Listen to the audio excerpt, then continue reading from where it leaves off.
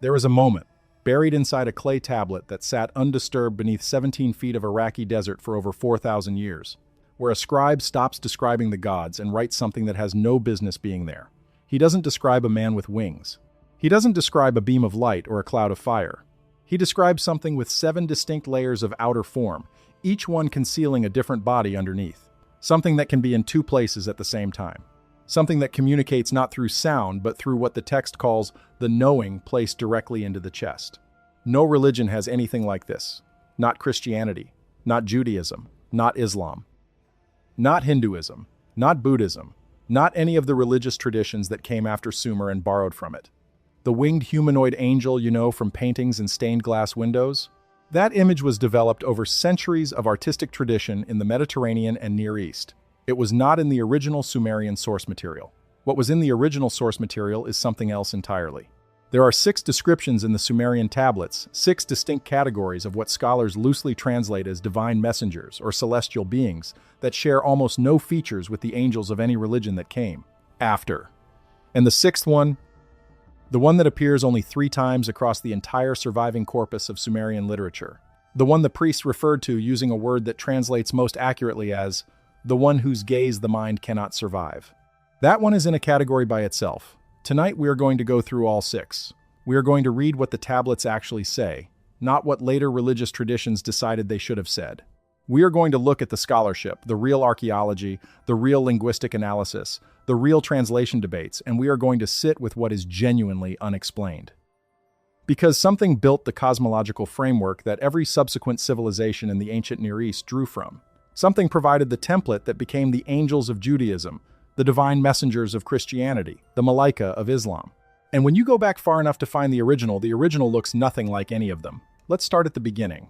Sumer exists at a point in human history where the archaeological record does something strange.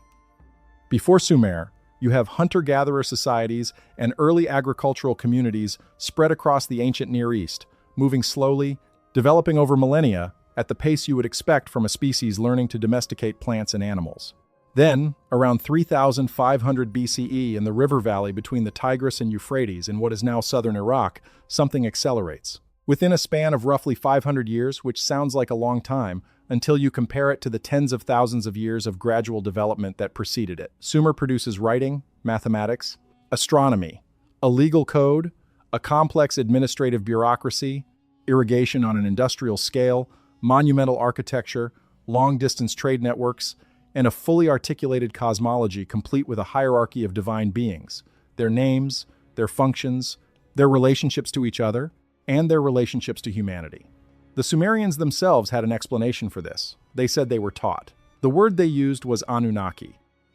It appears across thousands of tablets, in texts that range from administrative records to epic poetry to ritual hymns to what appear to be transcriptions of oral traditions that were already ancient when the scribes put them down. The Anunnaki are described as beings who came from somewhere else, established themselves in the river valley, and initiated the project of human civilization as we would recognize it. Now, before we go any further, let's be precise about what we're doing here. I need to pause for a second, because what I'm about to tell you gets significantly darker. And I realized a while ago that some of this cannot be fully explained in a video format. The complete decoding of all 12 codes, the tablet numbers, the translated passages, the astronomical date they specified down to the degree, I put it all into a written document. It's linked below, and the QR code is on your screen. Now let's continue.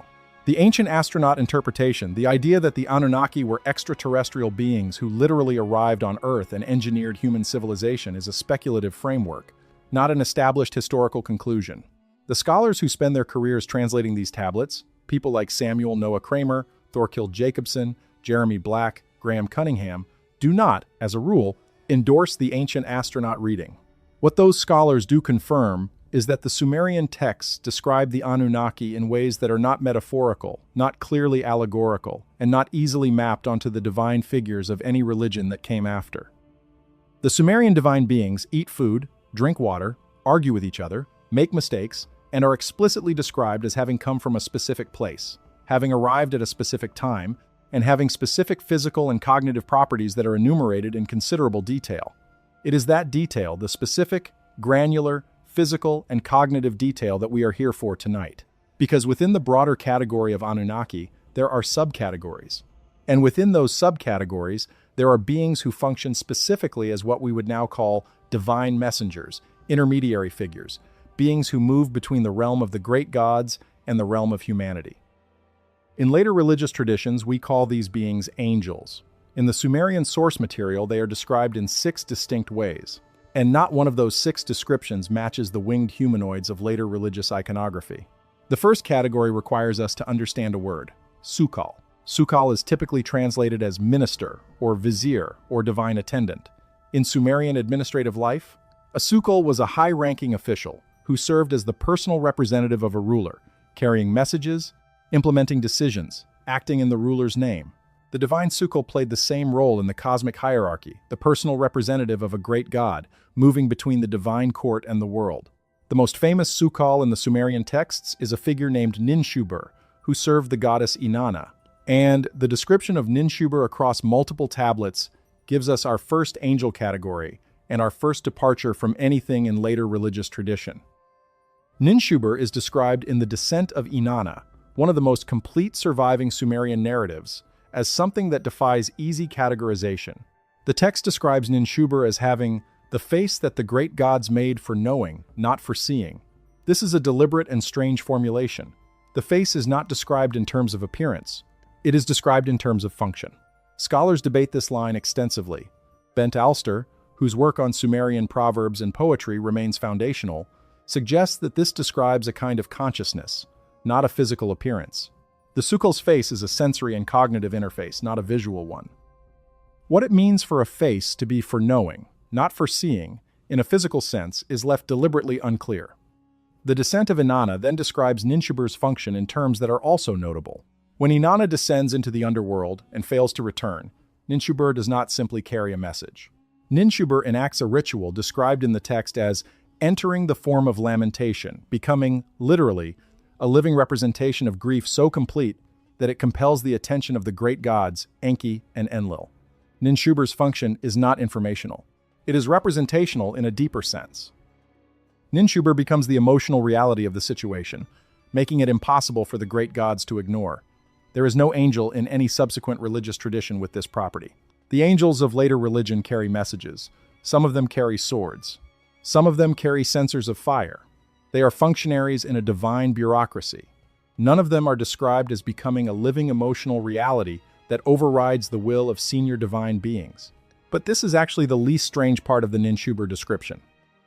In a separate tablet from the Nippur collection, now housed in the University Museum in Philadelphia, Ninshubur is described as being the one who moves without the interval of movement. This phrase has generated significant scholarly debate. The Sumerian term that underlies it literally translates as something like the gap between being in one place and being in another place. The suggestion is that Ninshubur does not travel in the conventional sense. Ninshubur is in one place and then is in another place, without the experiential middle section that we associate with movement. Samuel Noah Kramer, in his commentary on Sumerian mythology, noted this description and declined to offer an interpretation beyond saying it was a property of divine being that has no human analog, which is a scholarly way of saying, we don't know what this means and we're not sure it's a metaphor. The sukal category then gives us a divine messenger whose face is a cognitive interface rather than a visual one, who can become a living emotional reality sufficient to compel the attention of senior gods, and who moves without the experiential interval of movement. Hold that last one, we're going to see it again. The second category has a different name and a radically different function. The Sumerian word is Ishtaran's assistance, though Ishtaran himself is a complex divine figure associated with justice and divine law.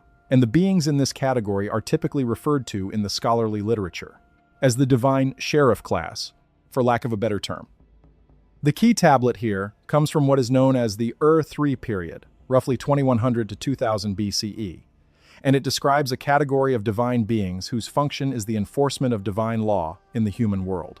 They are described as moving through the world like water moves through stone, which is to say, imperceptibly, without being detected, present in the material world without being visible within it.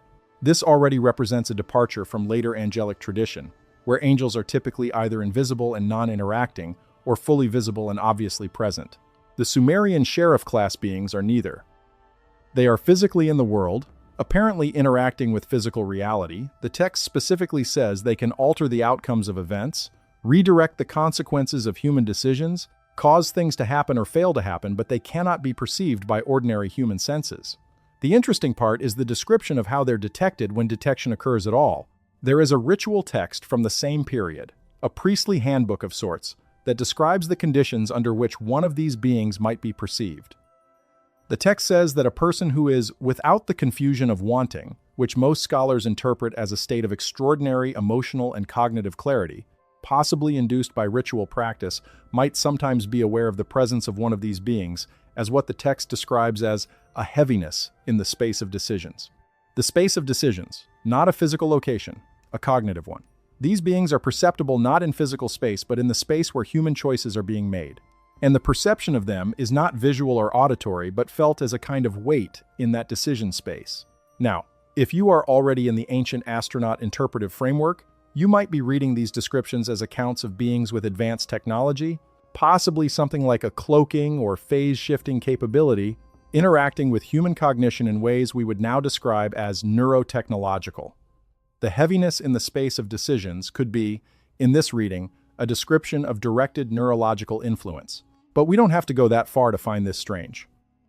Even on a purely mythological and cultural level, even if we read all of this as metaphor and religious imagination, we have a culture in 2100 BCE producing elaborate, internally consistent descriptions of divine beings with specific non-visual modes of perception and specific interactions with human cognition.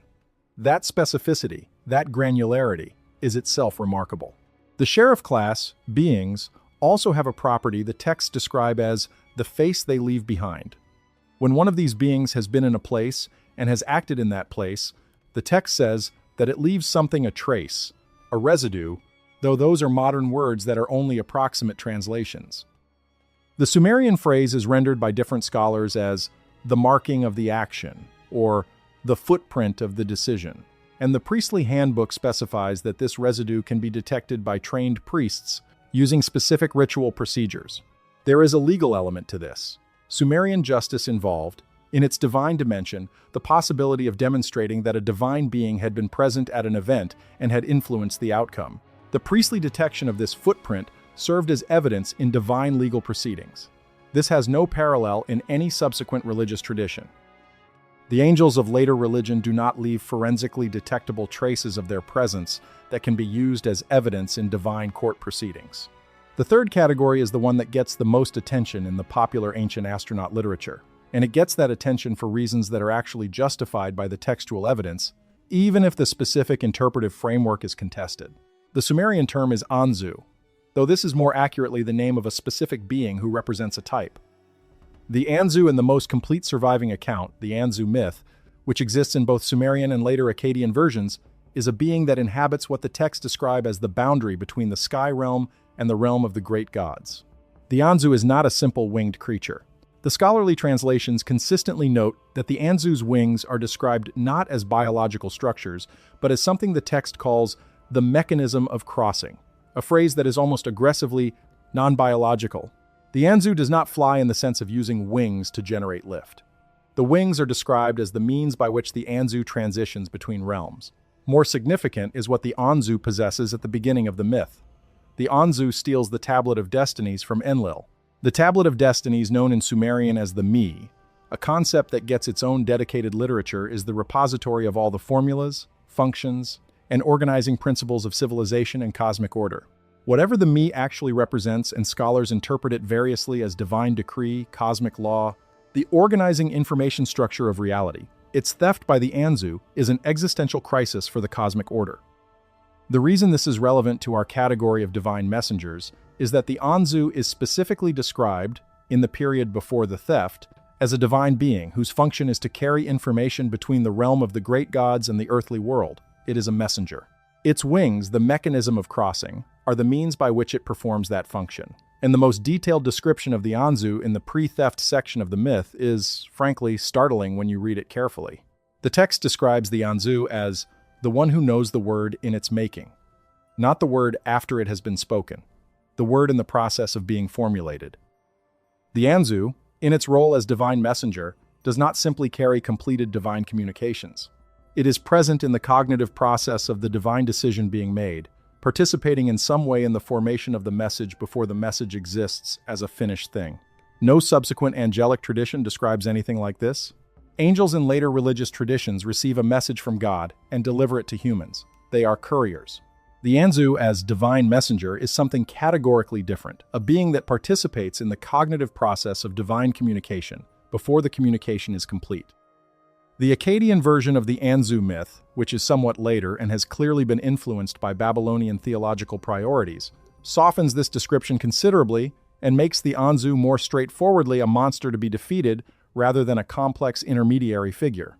The earlier Sumerian version is stranger. There is also, in the Sumerian Anzu material, a description of the Anzu's form that has attracted significant attention in the ancient astronaut literature and deserves careful examination. The text says that the Anzu has the face of a lion and the beak of an eagle and a body that the scribes could not agree on. That last clause is extraordinary. The scribes could not agree on it. This is not a literary device we see often in Sumerian literature, which tends toward precision in its descriptions of divine forms. The specific note that the scribes could not agree on the description of the body suggests that the Anzu's bodily form was not a fixed, stable thing that could be definitively described, which is itself a departure from how biological creatures are typically described. What does it mean for a being's body to be something that trained scribes, working from presumably shared source material or oral tradition, cannot agree on? The fourth category is the one that secular scholars, the people with no interest whatsoever in the ancient astronaut framework, find the most difficult to explain within standard comparative mythology. The Sumerian term is Gala. In later Akkadian texts, it becomes Galu, and the standard translation is underworld demon or underworld enforcer, which already tells you that the scholarly tradition has placed these beings in the category of fearsome negative entities, which influences how we read the descriptions. But the Gala in the Sumerian texts are not simply demons in the way that word functions in later religious tradition. They are divine functionaries of the underworld, and their role is specifically described as the management of the transition between life and death for human beings. They are the beings who escort the newly dead to the realm below. And the way they are described physically, not conceptually. Physically is where things become genuinely strange. The Descent of Inanna gives the longest and most detailed description of the Gala in the surviving literature. As Inanna passes through each of the 7 gates of the underworld, beings described as Gala are stationed at those gates. And the text specifies, with an insistence that seems deliberate, certain specific properties of these beings. The first property: the Gala do not eat food and do not drink water. This is specified not as a metaphor for their divine nature, but as a physical fact. They have no hunger and no thirst because they have no biological processes that generate those states. The second property: the Gala do not receive gifts of flour and gifts of grain. Again, physical. They cannot accept the nutritional offerings that form the basis of human-divine exchange in Sumerian ritual practice. The third property, and this is the one that stops scholars: the Gala do not know the difference between pleasure and pain. That's the translation most scholars work with. The Sumerian phrase is more complex and more specific than that, and different translators render it differently. Diane Wolkstein and Samuel Noah Kramer, in their landmark 1983 translation, rendered it as beings who know not food, who know not drink, who eat no offerings of flour, who drink no libations of water, who accept no gifts of white gypsum, and are described as beings who do not know joy and know not happiness. But a closer reading of the Sumerian suggests something more precise than simply not experiencing joy or happiness. The phrase uses a construction that implies not the absence of positive emotion, but the absence of the distinction between positive and negative experiential states. The Gala do not experience things as good or bad. They simply receive information about the world, process it, and act on it. This is a description that sounds nothing like a demon in any tradition. It sounds like a system. And here is the part that the ancient astronaut literature fixates on, and with some justification. The Sumerian text specifies that when the Gala escort a soul to the underworld, they cannot be appealed to. They cannot be moved by pleading or argument or the offering of gifts. They cannot be deceived. They cannot be confused. They cannot be distracted. The text uses a phrase that translates literally as, "they are fixed on the task," but more precisely describes a state in which the Gala's function cannot be interrupted or deviated from by any action of the entity they are escorting. The consistency, the impassivity, the inability to be moved by emotional appeal, the absence of the pleasure-pain distinction. These are descriptions of an entity whose behavior cannot be changed by the kinds of appeals that work on biological entities with desires and aversions. They are, in a word that didn't exist in ancient Sumer, programmatic. The ancient astronaut reading of the Gala is that they are automated systems of some kind, constructed entities, rather than naturally evolved or divinely created living beings. And while that reading is speculative, the descriptions that generate it are not. The descriptions are in the tablets. And they describe something that is not a demon in any recognizable religious sense. There is one more detail about the Gala that belongs here, from a ritual text associated with funerary practice. The text says that the Gala carry no bronze weapon. Bronze weapons are how divine beings and human heroes in Sumerian texts interact with the world and with each other physically. They are the markers of physical agency. The Gala carry none. Instead, the text says, they carry the bond that cannot be loosened. This is sometimes translated as a rope or cord, which generates the image of beings who physically lead the dead on a leash. But the Sumerian term for the bond is also used in other contexts to mean a constraint that is not physical but functional, something more like an obligation that cannot be refused, a compulsion that cannot be overcome, than a literal rope. The Gala carry an irresistible compulsion, not a weapon, not a chain, something the Sumerian text is trying to describe using the vocabulary of physical objects, but that clearly isn't one. The fifth category is perhaps the most philosophically complex, and it requires the most groundwork to understand why it's strange. The Sumerian concept of the me, and I mentioned this in the context of the Anzu and the Tablet of Destinies, is one of the most debated concepts in Sumerian scholarship. The me are not a category of beings. They are a category of properties, functions, divine attributes that constitute everything that makes civilization and cosmic order work. Kingship is a me. Priesthood is a me. Descent into the underworld is a me. The scribal arts are a me. Musical instruments are a me. The descent of the divine word into the human heart is a me. The famous list of me in the Inanna and Enki text runs to over 100 items, covering functions ranging from the administrative to the military to the spiritual to the sexual to the artisanal. The me are described as things that can be held, given, received, stolen, returned. They have a quasi-physical reality in the Sumerian worldview. And crucially, they can be embodied, carried by specific beings who become, in the carrying, something different from what they were before. Now, the fifth category of divine messenger beings in the Sumerian texts are the beings the tablets describe as me-carriers. They are sometimes conflated with the Sukal category, but in the specific texts we're looking at, they are distinct. These are beings whose entire function is to be repositories of specific me, to embody specific divine functions and make those functions available in the human world. The most detailed description of a me carrier comes from a temple hymn complex from Nippur, and it describes a being unnamed, which itself is unusual in Sumerian texts that are almost obsessively interested in naming divine entities that carries the me of the beginning of speech. The me of the beginning of speech. Not language in general, not the ability to communicate. The specific divine function that underlies the possibility of communication itself, whatever it is that makes it possible for any entity to externalize its internal states into a form that another entity can receive. The temple hymn describes this unnamed me carrier in terms that require careful reading. It says the being has a form that is the form of the me it carries. This is a recursive description. The being doesn't have a separate form that then carries a me. The being's form is itself constituted by the me it carries. The being does not possess the function. The being is the function. For the me of the beginning of speech, what this means is that this being is not an entity that can do something relating to communication. This being is communication as a divine function made into an entity. It is the personification not of language as we understand it, but of the underlying divine principle that makes language possible. The text then describes what happens when this being is in a place. It says that in the presence of this being, the space between minds becomes thin.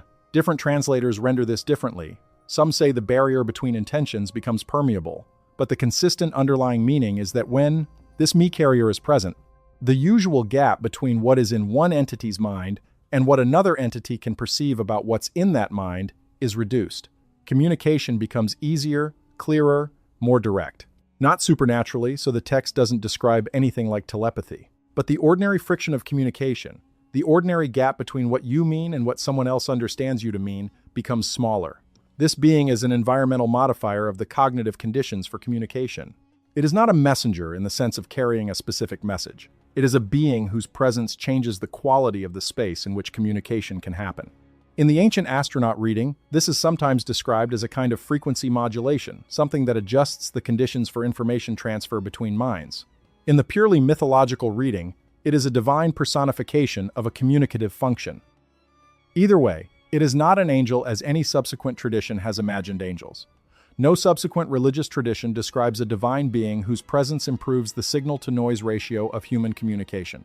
Angels in later tradition bring specific messages from God to specific people. They do not improve the ambient conditions for all communication in a space. The fifth category of me carriers appears in several other texts with several other functions. There is a me carrier described as embodying the me of the beginning of memory, whose presence reportedly enables humans to access memories they had lost. There is a me carrier described as embodying the me of the calculation of years, whose presence reportedly makes the pattern of past events more visible in a predictive sense. Each of these is strange in the same way. They are not messengers. They are not guardians. They are environmental modifiers, beings whose presence changes the cognitive and perceptual conditions in the spaces they occupy. And the Sumerian texts describe these beings with a specificity and an internal consistency that suggests a developed, detailed tradition behind them. Before we get to the sixth category, we need to understand something about how the Sumerian cosmological hierarchy worked, because the sixth category only makes sense in that context. The great gods in the Sumerian system, An, Enlil, Enki, Ninhursag, Inanna, and the others, exist at the top of a hierarchy that the texts describe with some specificity. Below them are the Anunnaki, in the broader sense, a large class of divine beings with various functions. Below those are the Igigi, whose name means roughly the Watchers, and whose function is precisely what the name suggests, a class of divine beings whose role is to observe and report.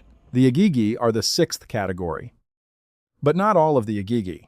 The sixth category that we need to focus on is a specific subset of the Igigi that appears in a specific set of texts, always with the same description, always in the same context, and always with properties that distinguish them sharply from the general Igigi class. These specific beings are referred to in the scholarly literature as the seven Igigi of the upper heaven to distinguish them from the general Igigi class. They appear in three separate texts in the surviving Sumerian literature. In all three texts, the description is consistent. In all three texts, the description is unlike anything in any subsequent religious tradition. Let me give you the context for the first appearance, and then we'll read the description as carefully as we can given the challenges of translation. The first text is from the Nippur collection and dates to approximately 2000 BCE, though the tradition it records is certainly older. It is a ritual text associated with what appears to be a ceremony for the investiture of a high priest. Part of this ceremony involves what the text calls the opening of the upper heaven, a ritual action that is supposed to briefly establish a connection between the earthly realm and the realm directly above the heaven of the great gods. In the course of describing this ritual, the text mentions that the beings who exist in that upper realm, the seven Igigi of the upper heaven, may become aware of the ritual and may, under certain conditions, turn their attention toward it. And then it describes what it would mean for one of these beings to turn its attention toward the ritual and toward the priest performing it. The text says, "When the one of the upper heaven turns its knowing toward the one below will find that the space of their thinking has been entered." The space of their thinking, not their body, not their location, the cognitive space of their thinking. The priest's mind is entered by the attention of this being. The text continues. "And in the space of the thinking that has been entered, the one of the upper heaven will place what it knows of what the one below has decided." This is a translation challenge, but the sense of it is, the being places into the priest's thinking the being's own knowledge of what the priest has already decided, not new information from outside. The priest's own decisions, as the being knows them, return to the priest's mind in the being's terms. This is extraordinary. The being is not sending a message. The being is reflecting the priest's own cognitive contents back to the priest from a vantage point outside the priest's mind, in a form that the priest can then perceive as if seeing those contents from the outside for the first time. The text says the effect of this is that the priest will know what they are choosing, in the way the great gods know what they are choosing, which in context means something like, the priest will understand their own decision-making process from a detached, comprehensive perspective rather than from the inside of it. The ancient astronaut reading of this is that these beings possess some form of non-local awareness or remote viewing capability, combined with a capacity to transmit information directly into human cognition. The conventional scholarly reading is that this is a description of a mystical state of consciousness induced by ritual practice and described in terms of divine intervention. But either reading has to grapple with the specificity of what's being described. This is not a general description of divine illumination. It is a specific mechanistic description of a cognitive process. A being in an upper realm turns its attention toward a human mind, accesses the contents of that mind, and reflects specific contents of that mind back to the human in a modified form that enables self-knowledge the human couldn't achieve unassisted. That is a specific description of a specific process. And it appears in all three surviving texts that reference the 7 Igigi of the upper heaven with consistent details. The second appearance of the 7 Igigi of the upper heaven comes in a text that is among the most debated in all of Sumerian scholarship. It is known to scholars as the Eridu Genesis, or in some versions of the catalog as the Sumerian flood narrative.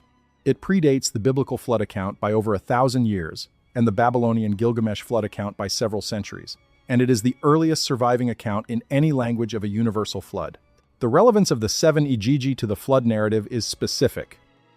In the surviving fragments of the Sumerian version, which is damaged and incomplete, unlike the later Akkadian versions, there is a section that describes the decision-making process that preceded the flood. Among the great gods, a decision is made, and the text specifies that the 7 Igigi of the upper heaven were not party to this decision. This is significant because in the Sumerian divine hierarchy, the Igigi function as observers and reporters. The great gods make decisions. The Igigi observe what is happening in the world and report back. The 7 Igigi of the upper heaven, as a subset, occupy a position above even the general Igigi observers of the observers, or more precisely, beings whose awareness encompasses a broader field than the world below. The text says that when the flood decision was made among the great gods, the 7 Igigi of the upper heaven turned their knowing away. And the text describes what this means. They withdrew the kind of attention they had been directing at the human realm. The entering of the space of thinking that the first text described the reflection of human cognitive contents back to the humans stopped. The priest king Ziusudra, who survives the flood in this version as Noah survives it in the biblical account, is described as receiving warning of the coming flood from the god Enki, who is depicted as having sympathy for humanity and acting in opposition to the flood decision. But the text also says something else. It says that Ziusudra could no longer feel the knowing of the upper heaven. This is the experience from the human side of the withdrawal of the 7 Igigi's attention. Ziusudra had been, apparently, the kind of human who was aware of the entering of the space of thinking that these beings performed. He had been used to experiencing what sounds like the cognitive version of being watched, a specific form of awareness that he associated with the 7 Igigi's attention. And then it stopped. The text describes this as a loss that Ziusudra mourns. Not the loss of divine favor in a general sense, but the loss of this specific cognitive presence. He describes it as losing something that showed him the shape of his own choosing, which is consistent with the description in the first text of the beings placing into human minds the being's own knowledge of those, humans' decisions. What we seem to have here is a description, from the inside, of losing access to something that had been functioning as a cognitive mirror. An external awareness that reflected a human's own choices back to that human in a way that enabled a kind of self-knowledge that was not possible without it. The third appearance of the 7 Igigi of the upper heaven is the most disturbing one, and it requires us to spend some time with the text. The third text is from a collection sometimes called the Instructions of Shurapak, though the portion we're interested in is not part of the wisdom literature that makes up most of that collection. It appears to be an interpolation, a section added to the instructions text from a different source, and it is identified by the presence of the 7 Igigi as subjects, which makes it clearly from the same tradition as the other two texts. This section is the one where the word appears that translates most accurately as, "the one whose gaze the mind cannot survive." Let's build up to that carefully because the context matters enormously. The section begins with a description of a king unnamed, which again is unusual, who has what the text describes as too much of the knowing of the upper heaven. The king has received, apparently, more of the cognitive attention of the 7 Igigi than a human being can bear sustainably. The text describes what this state is like. It says the king sees the shape of all his choosings before he makes them. Not some of them, all of them. The reflection of his own decision-making process back to him is so complete that he cannot make a decision without already knowing, in some sense, that he is going to make it. The spontaneity of choice has been replaced by a kind of total cognitive transparency, in which everything the king is going to decide is already visible to him as a decided thing before the decision is consciously made. The text describes this as a torment. The king cannot experience the process of deciding because the outcome of that process is always already present to him.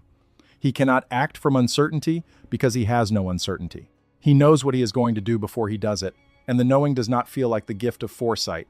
It feels like the prison of inevitability. The text says, "He walks through his days as a man walks through a valley that he has already crossed." Every step is a step he has already taken. Every choice is a choice that has already been made. He is the last one to learn what he will do. He is the last one to learn what he will do. This is a description of what it would feel like to have your own cognitive contents returned to you by an external awareness with greater scope than your own, except that in this case, the lag between the external awareness and your own has inverted. The external awareness has your future choices before you have experienced the process of arriving at them. Now, this by itself is disturbing. The description of excessive cognitive transparency as a form of suffering is philosophically interesting and genuinely unusual in ancient literature. But this is not yet the most disturbing part. The most disturbing part involves what happens when the king tries to look directly at one of the 7 igigi of the upper heaven.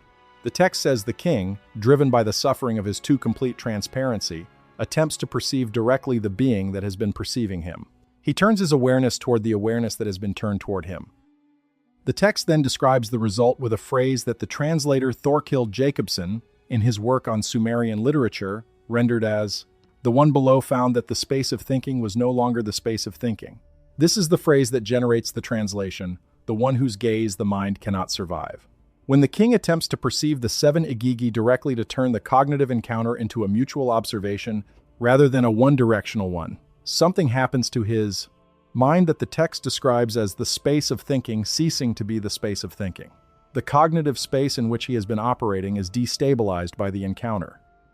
The text is damaged at this point, which makes interpretation difficult. But the surviving fragments describe the aftermath, and the aftermath is consistent across the 3 or 4 different scholarly translations that have engaged with this section. The king survives, but the text says he no longer knows the shape of his choosing. The cognitive mirror effect is gone. More than gone. The text says he can no longer access the process of decision-making as a first-person experience.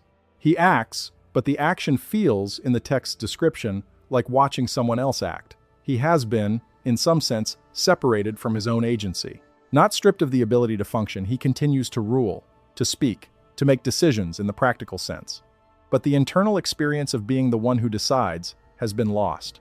He is, as the text puts it, the one who watches himself choose. The watcher and the watched have been separated inside him.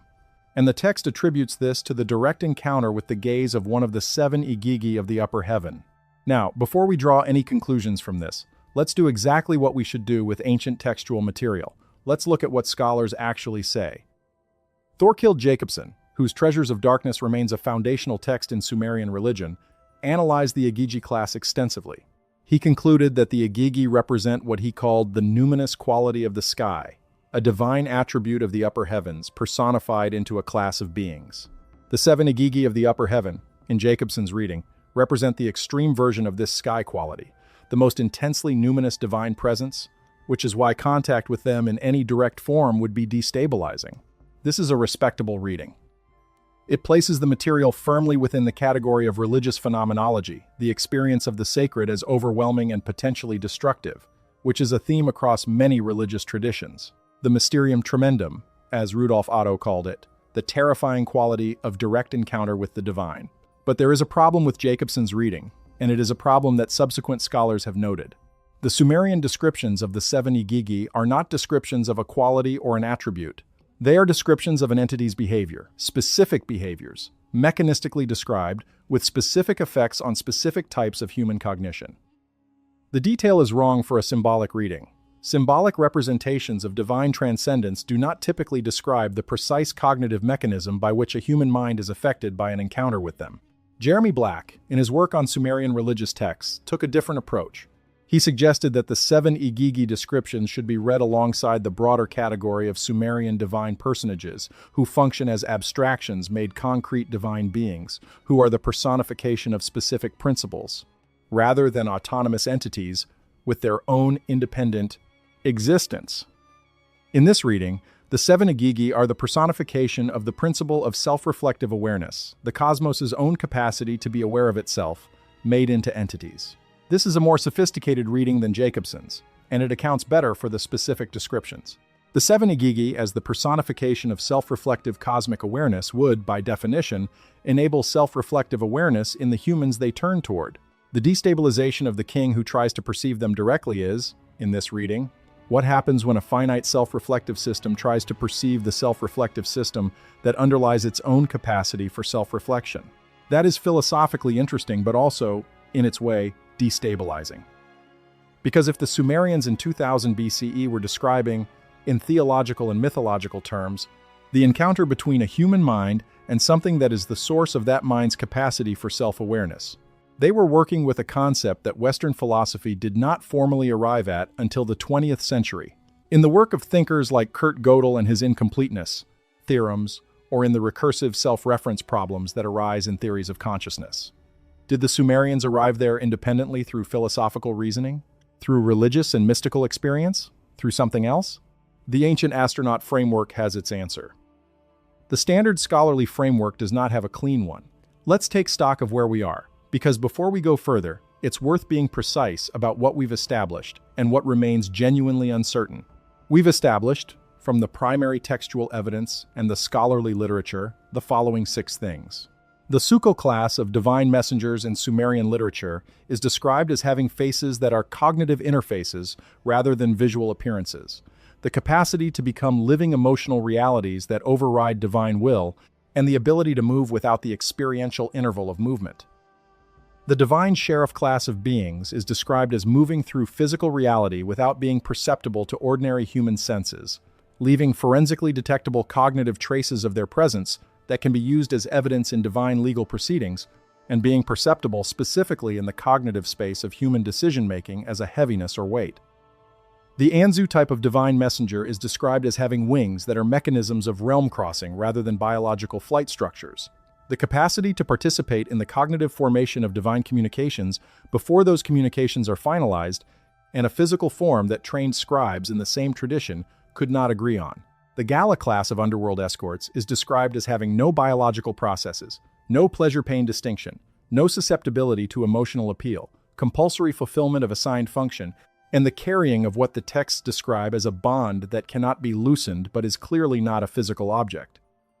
The me-carrier class of divine beings is described as having forms that are constituted by the divine functions they carry, the capacity to modify the ambient cognitive conditions in spaces they occupy, and specific effects on human memory, communication, and pattern recognition. And the 7 Agigi of the upper heaven are described as having non-local awareness of human cognitive contents, the capacity to reflect those contents back to the human in modified forms that enable self-knowledge, the withdrawal of that capacity as a perceptible cognitive loss, the ability to generate total cognitive transparency in humans exposed to too much of their attention, and the capacity to destabilize human self-reflective cognition in humans who attempt to perceive them directly. None of these 6 categories of beings resemble the angels of Christianity, Judaism, or Islam in any significant way. The winged humanoids of later religious tradition are messengers, guardians, warriors, and occasional divine heralds. They are not described with anything approaching the cognitive and functional specificity of the Sumerian divine messenger categories. Why not?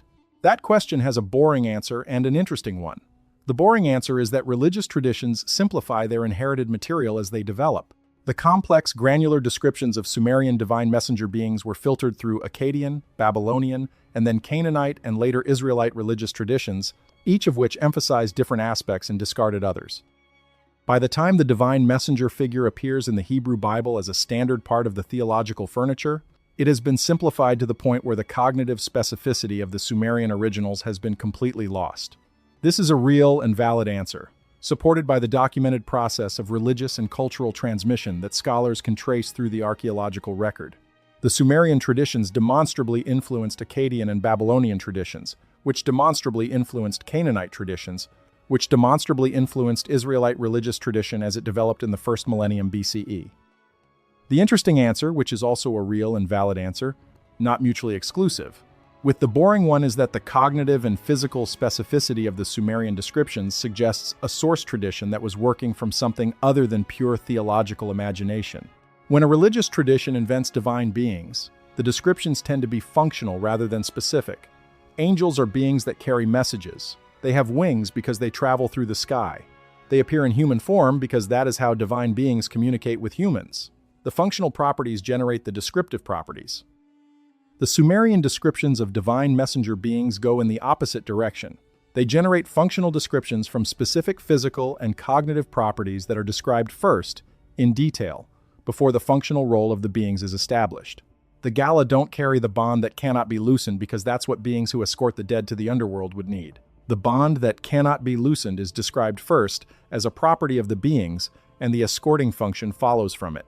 The 7 Igigi don't have the capacity to access human cognitive contents because that's what beings who observe the cosmos from a position of total awareness would be expected to do. The cognitive access is described mechanistically first, and the broader context of their function is established afterward. Description first, then function. That's the opposite of how you write divine beings if you're inventing them to serve a cosmological purpose. It is, however, how you write beings if you are trying to record and describe something you have encountered. This is where the ancient astronaut framework enters the conversation in its strongest form, and it is worth engaging with that framework seriously rather than dismissing it. The ancient astronaut hypothesis, as developed most prominently by Zecharia Sitchin in a series of books, beginning with the 12th planet in 1976, and subsequently taken up and modified by researchers like Eric von Daniken and, more recently, Michael Tellinger and others, proposes that the Anunnaki and related beings described in the Sumerian texts were extraterrestrial entities, beings from elsewhere in the physical universe who arrived on Earth at some point in the remote past, and whose interaction with humanity generated the civilizational leap that the archaeological record shows happening in Sumer around 3,500 BCE. This framework has a bad reputation in academic circles, and some of that bad reputation is deserved. Sitchin's specific linguistic and textual claims have been contested by scholars of Sumerian, who argue that his translations are selective, his interpretations tendentious, and his conclusions unsupported by the primary material as scholars in the field understand it. The Nibiru hypothesis, in particular, the idea that there is a hidden planet in our solar system that the Anunnaki came from and periodically returned to, has no astronomical support. But the ancient astronaut framework in its broader form, the proposition that the Sumerian descriptions of the Anunnaki and related beings reflect encounters with physically real entities whose properties match some of the descriptions in the tablets, deserves engagement on its own terms, independent of Sitchin's specific claims. Because here is what the ancient astronaut framework correctly identifies, even if the specific interpretation it provides is contested. The Sumerian descriptions of divine beings are unusually specific in ways that are hard to explain as purely theological construction. The Gala's absence of the pleasure-pain distinction is not a theologically useful attribute for an underworld demon. It doesn't make them more frightening. It doesn't make them more effective as guardians of the dead. It is a specific property that makes them different from biological entities in a very precise way. Why include it? The 7 Igigi's mechanism of cognitive mirroring, the specific description of what it feels like to have your own cognitive contents returned to you from an external vantage point, is not a theologically useful attribute for divine observers. The theology of divine omniscience doesn't require that mechanism to function. Why describe it? The Anzu's wings as a mechanism of crossing rather than as biological structures is not a theologically useful attribute. Wings as biological structures are already theologically adequate for a divine being who travels between realms. Why specify that the wings are a mechanism rather than a biological feature? These specifics do not serve the religious and cosmological functions of the beings they're attached to. They appear to be descriptions of properties observed or known about specific entities included in the record because they were part of what was known about those entities, not because they contributed to the theological narrative. That is unusual, and it is the core of the ancient astronaut argument at its most defensible. Not that we can prove the Anunnaki were extraterrestrials, but that the specificity of the descriptions suggests a source more concrete than theological imagination. The counter-argument from conventional scholarship is also worth stating precisely. The specificity of the Sumerian descriptions can be explained as the product of a tradition of systematic, theological, and philosophical reflection that is exactly what you would expect from the civilization that also produced systematic mathematics, systematic astronomy, systematic law, and systematic bureaucratic administration. The Sumerians were systematic thinkers, and their systematic thinking about divine beings naturally produced more specific and internally consistent descriptions than the religious traditions that preceded or followed them. This counterargument is also valid and also supported by the evidence. We are left with genuine ambiguity. Not the false ambiguity of the mystery entertainment industry, where ambiguity is manufactured to avoid reaching conclusions. Real ambiguity, of the kind that honest engagement with genuinely uncertain material produces. What we can say with confidence is this: the Sumerian descriptions of divine messenger beings, across 6 distinct categories, describe entities with physical and cognitive properties that are both highly specific and not derivable from the theological functions those entities perform. The descriptions precede the functions in a way that suggests observation or encounter rather than theological invention. What those entities were or are is a different question, and one that the available evidence does not yet answer. Let's go deeper into each category now, because there is more in the text than we have covered, and some of it is worth sitting with carefully. Starting over with the Sukal category and looking at it more closely. Ninshuber's description in The Descent of Inanna is the most complete, but there are other Sukal figures in the Sumerian divine hierarchy, and their descriptions add texture to the category. The Sukal of Enki is a figure named Isimud, and Isimud is described in a way that has generated significant scholarly attention. Isimud is described as the one with 2 faces. This is sometimes translated as having a face that looks in 2 directions simultaneously, forward and backward, past and future, or toward the divine and toward the human. It is a description that has been compared to the Roman god Janus, though the comparison is imprecise. Janus in Roman tradition is the god of doorways and transitions, and the 2 faces are symbolic of looking in 2 directions at a threshold. Isimud's 2 faces in the Sumerian texts appear to be something more functional than symbolic. The text about Isimud says, "He sees the word as it comes from the mouth of Enki, and he sees the word as it arrives in the ear of the one below. He holds both at once. He sees the word in 2 states simultaneously, as it leaves the divine mind and as it arrives in the human mind, and he holds both of those states at the same time." This is a description of a being whose awareness bridges the gap between divine communication and human reception, not sequentially but simultaneously. Isimud does not carry the message from one end to the other. Isimud is the medium through which a state that is simultaneously a thing being said and a thing being heard becomes possible. This is a philosophy of communication that is not naive. It is, in fact, a description of something like a unified field theory of communication, an account of how the process of saying something and the process of receiving something can be understood as a single event rather than a sequence of 2 separate events, and of the entity that makes that unity possible.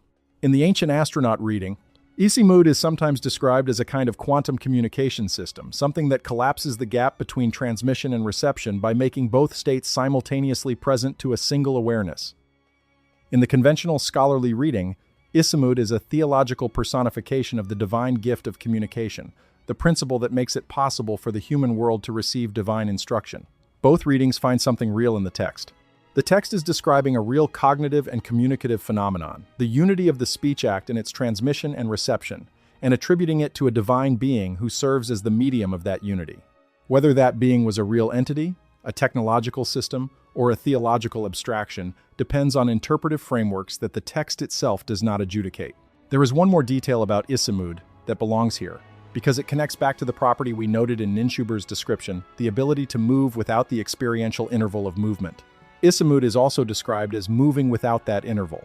The text uses a nearly identical phrase, but it adds something that the Ninshuber description doesn't have. It says that Isimud's presence in a place is therefore before the message is sent, because Isimud arrives in a place before the divine decision to send Isimud there has been processed into the form of a command. The messenger arrives before it is sent. Before the decision to send it has completed its own cognitive journey from intention to command. This is not a careless mythological detail. This is a specific description of a specific property that has specific implications. The Sukal class of divine messengers is either non-locally aware of where they need to be before they receive the explicit command to go there, or they operate in a temporal frame that is not synchronized with the frame in which commands and their execution are experienced as sequential. Either property is extraordinary. Either property, again, is not a property that serves a theological function. You do not need your divine messengers to arrive before they're sent in order for the theology of divine communication to work. This property is either a description of something real and specific about these entities, or it is one of the most sophisticated pieces of philosophical speculation about the relationship between intention and action in the ancient world. The material about the Gala deserves much more time than we've given it, because the Gala appear in more texts than any other category of divine messenger beings, and the additional appearances add layers to the description that are worth examining. One of the most illuminating appearances of the Gala outside of the descent of Inanna is in a text known as the Death of Ur-Nammu, which describes the death and underworld journey of the king Ur-Nammu, one of the founders of the Ur-3 dynasty. This text has Ur-Nammu arriving in the underworld and encountering the various inhabitants and structures of that realm, and the Gala appear as guides to the newly arrived king.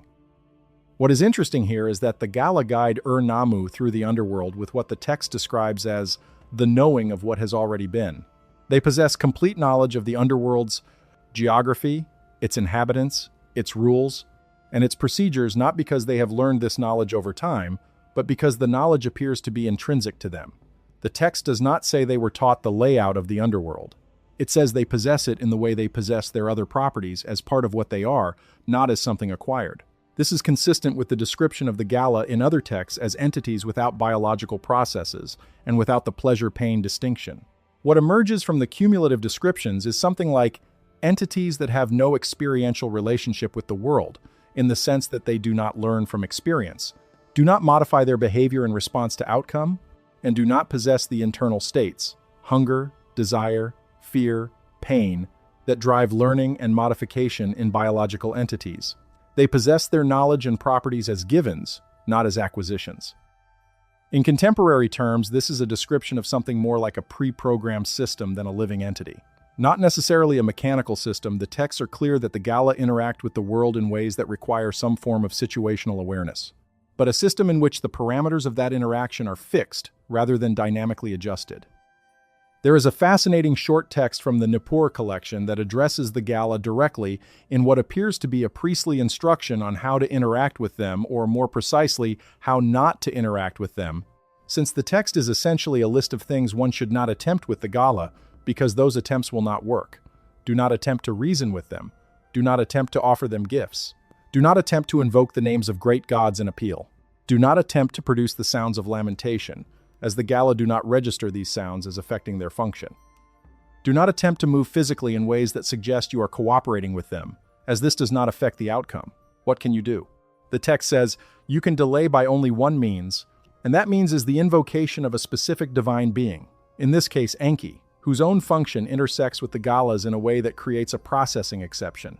The text describes this exception with a phrase that translates roughly as, Enki's knowing enters the space of the Gala's knowing, and produces a pause. A pause. Not a reversal, not a cancellation. A pause. And the text is careful to specify that the pause is not in the Gala's function, but in the Gala's relationship to the specific individual case. The function continues. It simply is not applied to the specific individual while the pause is in effect. This is a remarkably precise description of something that sounds like an interrupt routine in a programmatic system. A higher-level function can introduce a pause into the execution of a lower-level function without canceling the lower-level function. The lower-level function will resume when the interrupt is resolved. The ancient astronaut reading takes this description at face value as a description of a machine system. The conventional scholarly reading notes that it is consistent with the Sumerian understanding of divine hierarchy. A higher deity can always override the function of lower divine beings. And the specific relationship between Enki and the underworld functions in Sumerian theology creates exactly the kind of exception described. But note what the conventional reading requires. It requires that the Sumerians conceptualize divine hierarchy in terms that are functionally identical to how we would describe a software interrupt routine. Whether or not the Gala are machines, the Sumerian thinkers who produced this text were thinking about divine function in ways that produce descriptions indistinguishable from descriptions of programmatic systems. The Anzu material has additional layers that are worth exploring, particularly in the later Akkadian version of the myth, which is better preserved than the Sumerian original and which, despite its different theological priorities, preserves certain details of the Anzu's description that are consistent with the Sumerian original. The Anzu myth, in its most complete form, the Akkadian version, is structured as a heroic narrative in which the great gods must recover the Tablet of Destinies after the Anzu steals it. The hero Ninurta, or in some versions Lugalbanda, is dispatched to defeat the Anzu and retrieve the tablet. The battle between Ninurta and the Anzu has details that are usually read as epic fantasy, but that deserve closer attention. When Ninurta first attempts to shoot the Anzu with arrows, the Anzu uses the power of the Tablet of Destinies to cause the arrows to revert to their component materials. The shafts return to the reeds, the feathers return to the birds, the arrowheads return to the ore. The Anzu does not simply deflect the attack. It causes the objects used in the attack to deconstruct back to their pre-assembled states. This is described not as a feat of divine power in the general sense, but as a specific application of the Tablet of Destiny's contents. The Anzu can use the information in the tablet, the formulas and functions that constitute organized reality, to reverse the organization of specific physical objects. In the ancient astronaut reading, this is sometimes described as a kind of entropic reversal capability, a technology that can unorganize organized matter. In the conventional reading, it is a mythological expression of the idea that whoever possesses the organizing principles of reality possesses the ability to organize and reorganize reality. Either reading produces the same description. A being in possession of the information structure of physical reality can reverse the physical organization of objects by accessing that information structure. This is a specific and interesting description of what information sovereignty over physical reality would actually allow. The way Ninurta eventually defeats the Anzu involves a strategy given to him by the god Enki. Enki's advice is not to aim the arrows at the Anzu itself, since the Anzu's possession of the Tablet of Destinies allows it to revert anything aimed at it, but to aim the arrows at the wind from the Anzu's wings. The wind from the wings of the Anzu, the mechanism of crossing, the means by which the Anzu transitions between realms, is apparently something the Tablet of Destinies cannot be used to defend.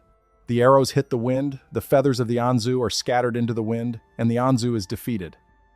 Scholars have proposed various allegorical and theological readings of this battle sequence, but there is a straightforward reading that has its own interest. The Anzu's realm-crossing mechanism is its vulnerability. The same property that makes it exceptional, its ability to transition between realms, is the property that cannot be protected by the organizing information of the tablet, because the mechanism of crossing operates outside the framework of that information. What exists outside the framework of the organizing information of reality? In Sumerian cosmology, it would be the higher heavens, the realm above the realm of the great gods, which is precisely where the mechanism of crossing allows the Anzu to go. The vulnerability is the very thing that makes it capable of going beyond the organized cosmos. Whether you read this cosmologically or technologically, it is a sophisticated description of a system whose greatest capability is also its greatest vulnerability, and where the vulnerability exists precisely at the boundary between what the system governs and what it cannot govern.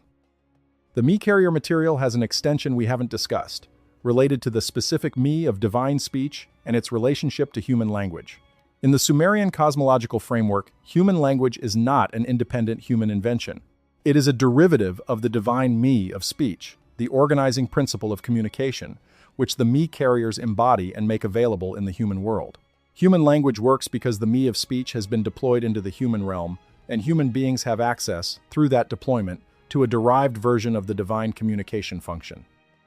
There is a specific text, a hymn to the city of Nippur, which was the religious center of Sumer, that describes what happens when the me carriers who carry the me of speech are withdrawn from a place. The text says that when this happens, the people of that place find their words do not match their knowing. Their language becomes disconnected from their understanding. What they say does not accurately represent what they know. This is described not as a spiritual punishment, but as a practical consequence.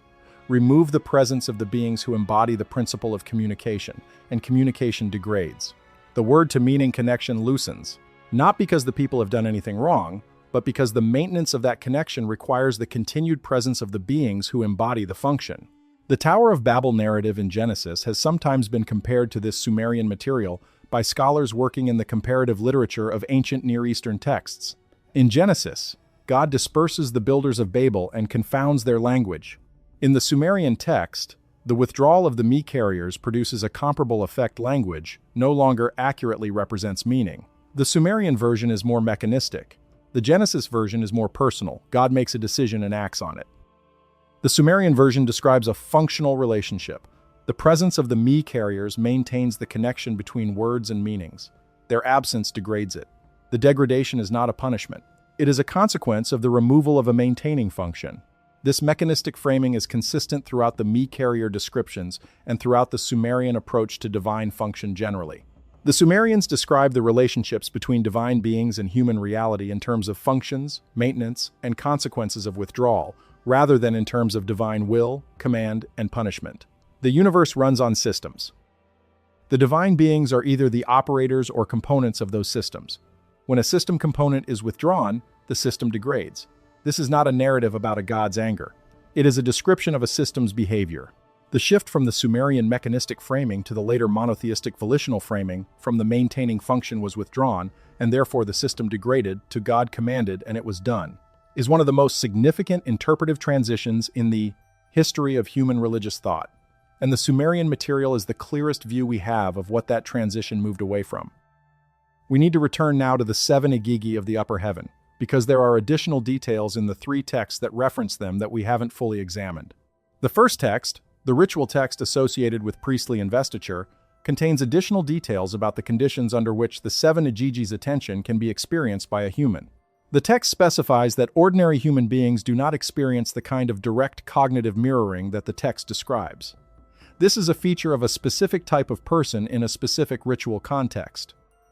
The person is described using a term that translates roughly as the one prepared for seeing a priest or ritualist who has undergone a specific process of preparation that the text describes in some detail. This preparation involves, among other things, a period of sensory restriction, a period of fasting, and a procedure described as the opening of the face that knows, which appears to be a ritual designed to shift the priest's perceptual orientation from external sensory input to internal cognitive awareness.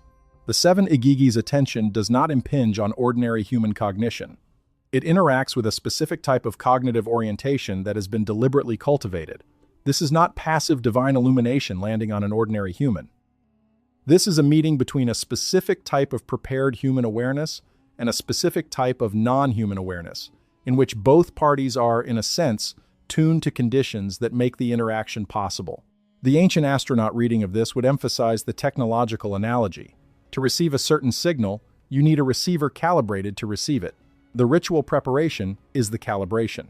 The 7 Igigi's cognitive attention is the signal. The conventional reading emphasizes the mystical and religious dimension. The ritual preparation induces a state of consciousness that is conducive to mystical experience. And the mystical experience is described in terms of divine beings and divine attention because that is the theological language available to the tradition. Both readings are consistent with the text. But notice what the text is not saying. It is not saying that the 7 Igigi choose who to favor with their attention based on the merit of the individual or the efficacy of the prayer. It is saying that the 7 Igigi's attention is available to those who achieve a specific cognitive configuration through a specific preparation process. This is more like a technology with operating conditions than like a personal relationship with divine favor. The second text, the flood narrative, gives us something additional about the relationship between the 7 Igigi and the timeline of human events. The section that describes the withdrawal of the 7 Igigi's attention before the flood says that this withdrawal was not a decision made at the time of the flood. It was a decision made, the text says, when the counting of days was established, which appears to mean that the withdrawal was built into the structure of events from the beginning. The 7 Igigi's attention was not withdrawn in response to the decision to send the flood. The withdrawal was planned from the moment the current era of human existence was established. This is a predestinarian element in the text that is unusual in Sumerian literature, which generally describes divine decisions as contingent and responsive, rather than predetermined. The 7 Igigi's withdrawal is different. It was not a response to anything. It was built in. Why would you build the withdrawal of a maintaining cognitive function into the structure of a human era from the beginning? If you are reading this theologically, you might interpret it as a divine design for a period in which humanity must function without the cognitive assistance of the upper heavenly beings, a test, or a phase, or a developmental stage. If you are reading this in the ancient astronaut framework, you might interpret it as a mission parameter, a decision made at the beginning of a specific phase of engagement with humanity, that the phase would end at a specific point, and the cognitive interface would be withdrawn. The text does not explain the reason. It simply states the fact, in a matter-of-fact way, that suggests the fact was not controversial or surprising to the audience for whom the text was written. The 7 Igigi's attention was always going to be withdrawn at this point. This was known. The third text, the interpolated section in the instructions of Shurapak, contains the most disturbing material and also the most philosophically sophisticated. We've described the king who receives too much of the seven Igigi's attention, and the king who attempts to perceive them directly. But there is a third element in this text that we haven't addressed. After describing the king's state following his attempt to perceive the seven Igigi directly, the separation of watcher and watched, the experience of watching himself choose the text speculates about what the seven Igigi perceived in that moment. The text says, "And what did the one of the upper heaven find when the one below turned its knowing upward? It found the shape of the one below's thinking, looking at itself from the outside. And this was not what the one of the upper heaven had been placing there." This is an extraordinary statement. What the seven Igigi being perceived in that moment of direct encounter found was not the king's ordinary cognitive contents, the thoughts, decisions, and self-awareness that the Igigi had been reflecting back to the king. What it found was the shape of the king's thinking looking at itself from the outside. The king, attempting to perceive the Igigi directly, produced in his own cognition an instance of precisely the kind of self-reflective awareness that the Igigi had been inducing in him through reflection. But he produced it independently, from within his own cognitive resources, without the Igigi's reflection as the mechanism. And the text says, "This was not what the one of the upper heaven had been placing there." The Igigi had been placing something. A particular kind of self-reflective awareness, carefully calibrated, returned to the king in the form of the Igigi's knowledge of the king's own decisions. But in the moment of direct encounter, the king produced an instance of self-reflective awareness that was not what the Igigi had been placing, that arose from the king's own cognitive resources in response to the encounter. The text says the Igigi found this unexpected, which implies that the Igigi had expectations about what they would find in the king's mind, and what they actually found in the moment of direct encounter was outside those expectations. A divine being or cosmic awareness-made entity or alien observer, depending on your framework, encountered something in a human mind that was outside its expectations. Something that the human produced in response to the encounter that the entity had not predicted or planned for. The text does not say what happened next. The surviving fragments end there, with the Igigi finding something unexpected. We don't know how the text resolved that discovery, or whether it resolved at all. The tradition that produced this text may have had more to say about it. If so, that material has not survived. What survives is the moment. A human mind, attempting to perceive a being whose awareness was greater than its own, produced something in that attempt that was outside the expectations of that greater awareness. And the text presents this not as a triumph or a tragedy, but as a fact. Something happened that wasn't expected, and the text records it. Let us spend some time now with the question of what happened to these descriptions as they passed through subsequent cultures. The Akkadian tradition, which absorbed and modified the Sumerian material from around 2300 BCE onward, preserved many elements of the Sumerian divine hierarchy, but simplified and personalized them in ways that reduced the cognitive and functional specificity of the original descriptions. The Akkadian divine beings are more anthropomorphic, more driven by human-like motivations, more clearly arranged in a narrative of power and conflict that follows understandable human social patterns. The Gala, for instance, become the Galu in Akkadian texts, still underworld demons, still escorts of the dead, but described primarily in terms of their fearfulness and their physical characteristics, rather than in terms of the specific cognitive and functional properties that the Sumerian texts dwell on. The detail about the pleasure-pain distinction disappears. The detail about the bond that cannot be loosened softens into a more generic attribute of divine compulsion. The Sukal class retains much of its character in the Akkadian tradition, partly because the specific Sukal figures like Ninshubur and Isimud are named and narratively embedded in ways that are harder to simplify without losing the character entirely. But even here, the specific cognitive properties, the face for knowing, not seeing, the movement without interval, the simultaneous perception of word information and word received tend to recede in later retellings, which emphasize the loyalty and effectiveness of the divine attendant rather than its specific operating properties. The Anzu undergoes the most dramatic simplification. In the Akkadian tradition, the Anzu becomes primarily a monster, still enormously powerful, still connected to the sky and to the tablet of destinies, but increasingly described in terms of its threat and its defeat rather than its specific functional properties. The description of the wings as a mechanism of realm crossing, rather than a biological feature, effectively disappears in the Akkadian versions and does not appear in any subsequent tradition. By the time the Canaanite religious tradition is developing, in the 2nd and 1st millennia BCE, the divine messenger category has been further simplified.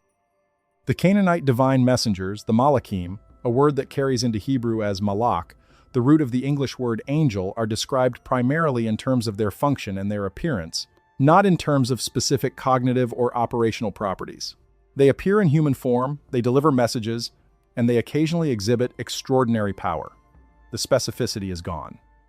The process of simplification continues through the Israelite religious tradition, where the divine messenger Malach becomes a theologically necessary figure, a being that bridges the gap between an increasingly transcendent, non-anthropomorphic God and a human world, but is described in terms that are almost purely functional. The Malach does what God tells it to do. Its specific properties are irrelevant to the theological purpose it serves. The elaboration of angelology in Second Temple Judaism, in texts like the Book of Enoch and the later Merkava literature, does add back some specificity, the names of archangels, their specific functions, in some cases their physical descriptions. But these descriptions are not recoveries of the Sumerian specificity. They are new elaborations based on theological and mystical speculation within a very different framework. The wings of the cherubim and seraphim. In the Hebrew prophetic literature, Isaiah's six-winged seraphim, Ezekiel's four-faced, four-winged cherubim are the most visually elaborate divine being descriptions in the Hebrew Bible, and they have been compared by some scholars to the Anzu and to Sumerian composite divine beings. But the comparison is loose.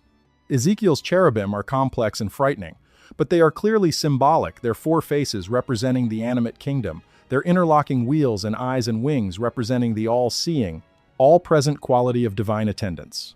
The Sumerian descriptions are not symbolic in that way.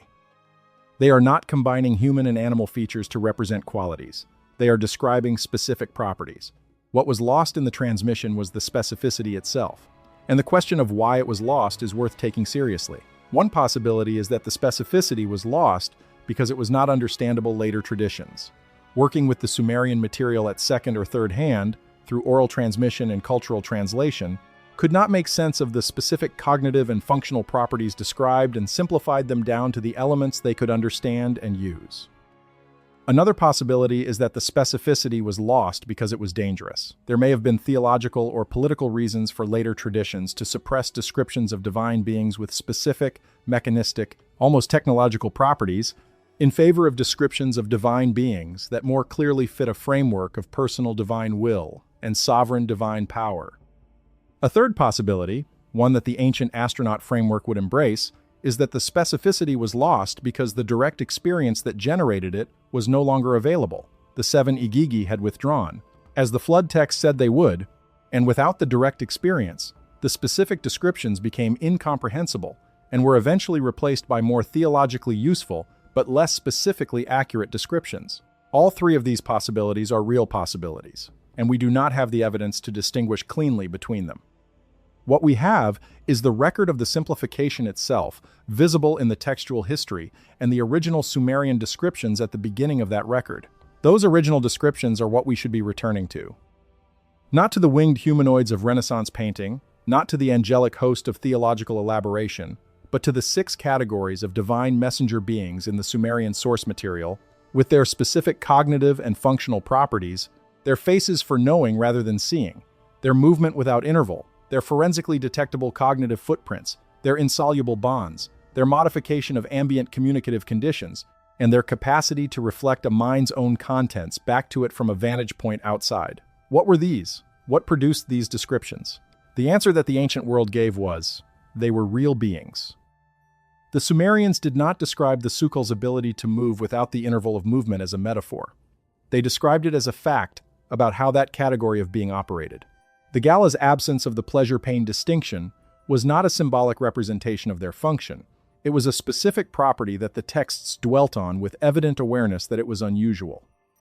The answer that the conventional scholarly world gives is, they were sophisticated theological and philosophical constructs, the products of a civilization that thought about divine reality with extraordinary precision and elaborated that thought into a coherent system that was subsequently simplified by less philosophically sophisticated successor traditions. The answer that the ancient astronaut framework gives is, they were real beings with real properties, and the descriptions are records of observation or contact or encounter, and the simplification in subsequent traditions reflects the loss of the direct experience that generated the original descriptions.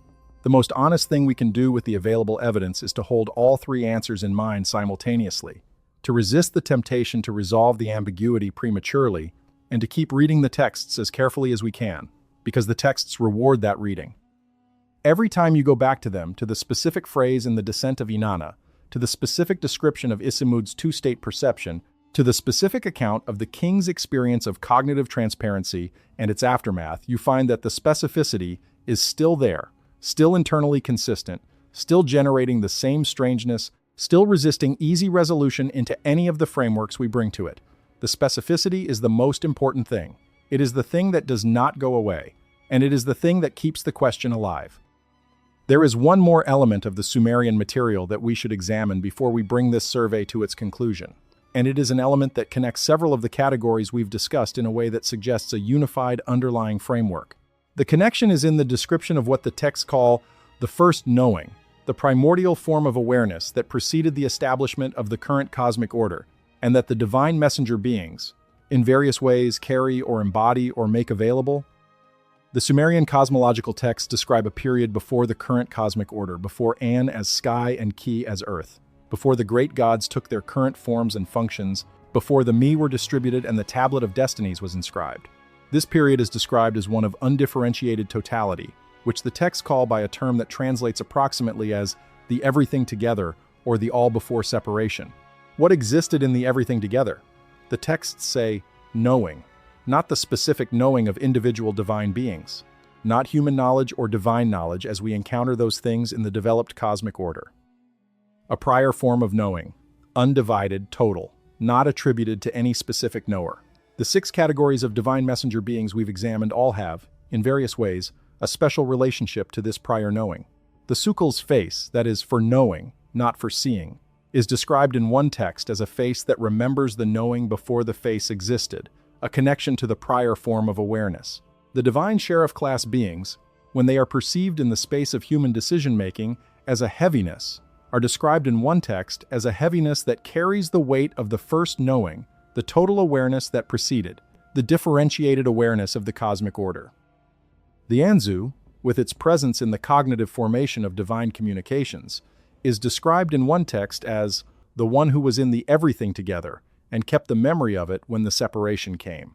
The Gala, with their absence of the pleasure-pain distinction and their insoluble bonds and their inability to be moved by appeal, are described in one priestly commentary as entities made without the separation, beings whose properties reflect the total, undivided nature of the pre-cosmic state, rather than the differentiated properties of beings made within the cosmic order. The Mi carriers embody specific aspects of the Mi, which are themselves described as portions of the first knowing that were articulated and distributed into the cosmic order at its establishment. And the 7 Agigi of the upper heaven, in all 3 texts that reference them, are associated with awareness that has the quality of totality. They are aware of more than the contents of any single mind. They hold the whole field of what is happening in the realm they observe. And when they reflect a human mind's contents back to that mind, they do so from a perspective that encompasses more than the human mind's own view of itself. All 6 categories of divine messenger beings, across all the diverse texts that describe them, have in common a relationship to a prior form of knowing that is described as total, undivided, and preceding the differentiated structures of the current cosmic order. This is a coherent underlying philosophical framework, and it is a framework that generates the specific properties of each category in a way that is internally logical. If there exists a prior form of knowing that is total and undivided, then a being that has access to that prior knowing would, by definition, to be non-locally aware, it would not need to move in order to be aware of what is happening in a different location, because the totality of knowing encompasses all locations simultaneously. This explains the Sukel's movement without interval and the 7 Agigi's non-local cognitive awareness. If there exists a prior form of knowing that is total and undivided, then a being that embodies a portion of that knowing would be constituted by that portion rather than containing it as a learned attribute. This explains the Mi carriers whose forms are their functions rather than beings who possess their functions. If there exists a prior form of knowing that preceded the differentiation of pleasure and pain, reward and aversion, desire and fear, then beings made from or connected to that prior knowing would lack those distinctions not as a disability but as a reflection of their relationship to the pre-differentiated state. This explains the Gala. If there exists a prior form of knowing that encompasses the cognitive contents of all minds, because in the pre-differentiated state, There is no separation between one mind's contents and another's. Then beings with access to that prior knowing would, when they turn their attention to a specific human mind, have access to that mind's contents from the outside. This explains the 7 Igigi's cognitive mirroring. The 6 categories are not 6 independent descriptions of 6 independent types of beings. They are 6 different expressions of a coherent underlying framework, a Sumerian metaphysics of knowing in which a prior, total, undivided awareness underlies and enables the differentiated awareness of the cosmic order, and in which certain beings serve as the interfaces between that prior awareness and the differentiated world of the current cosmic order. This is a sophisticated and internally consistent philosophical framework. It is not the framework of any subsequent religious tradition. It is the framework that all subsequent religious traditions that drew from Sumerian sources drew from and simplified and modified, and eventually lost in its specific form. The angels of later tradition are the echoes of this. Distant, simplified, despecified echoes. The faces for knowing rather than seeing, the movement without interval, the first knowing carried in the weight of a divine footprint in the space of human decision-making, all of that is still there, buried under the accumulated theology of 3,000 years, in the clay tablets from the river valley between the Tigris and the Euphrates. It is still there, and it is still strange, and it still does not resolve. Let us step back now and consider the entire landscape of what we've covered, because there are patterns across the 6 categories that we should make explicit before we draw this to a close. The first pattern. All 6 categories are described in terms of specific properties rather than general divine attributes. In later religious traditions, angels are holy, powerful, obedient, and glorious. These are qualities. The Sumerian divine messenger beings have properties specific, operationally defined, mechanistically described properties. This distinction is crucial and persistent across all 6 categories. The second pattern. All 6 categories have a specific relationship to human cognition, not to human bodies, not to human social structures, not to human material circumstances in general, specifically to human cognition. The Sukal interfaces with the cognitive formation of divine communications. The divine sheriff class is perceived in the cognitive space of decision-making. The Anzu is in the cognitive formation of divine intent. The Gala interface with the cognitive experience of transition between life and death. The Me carriers modify the ambient cognitive conditions for communication and memory. The 7 Igigi interact directly with the cognitive contents of specific prepared human minds. Across all 6 categories, the point of contact between the divine messenger being and the human world is cognitive, not physical, social, or material.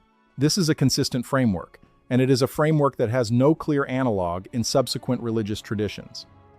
The angels of later religion interact with humans in ways that are physical, appearing, speaking, touching, social, delivering messages, giving instructions, making announcements, and occasionally cognitive visions, dreams.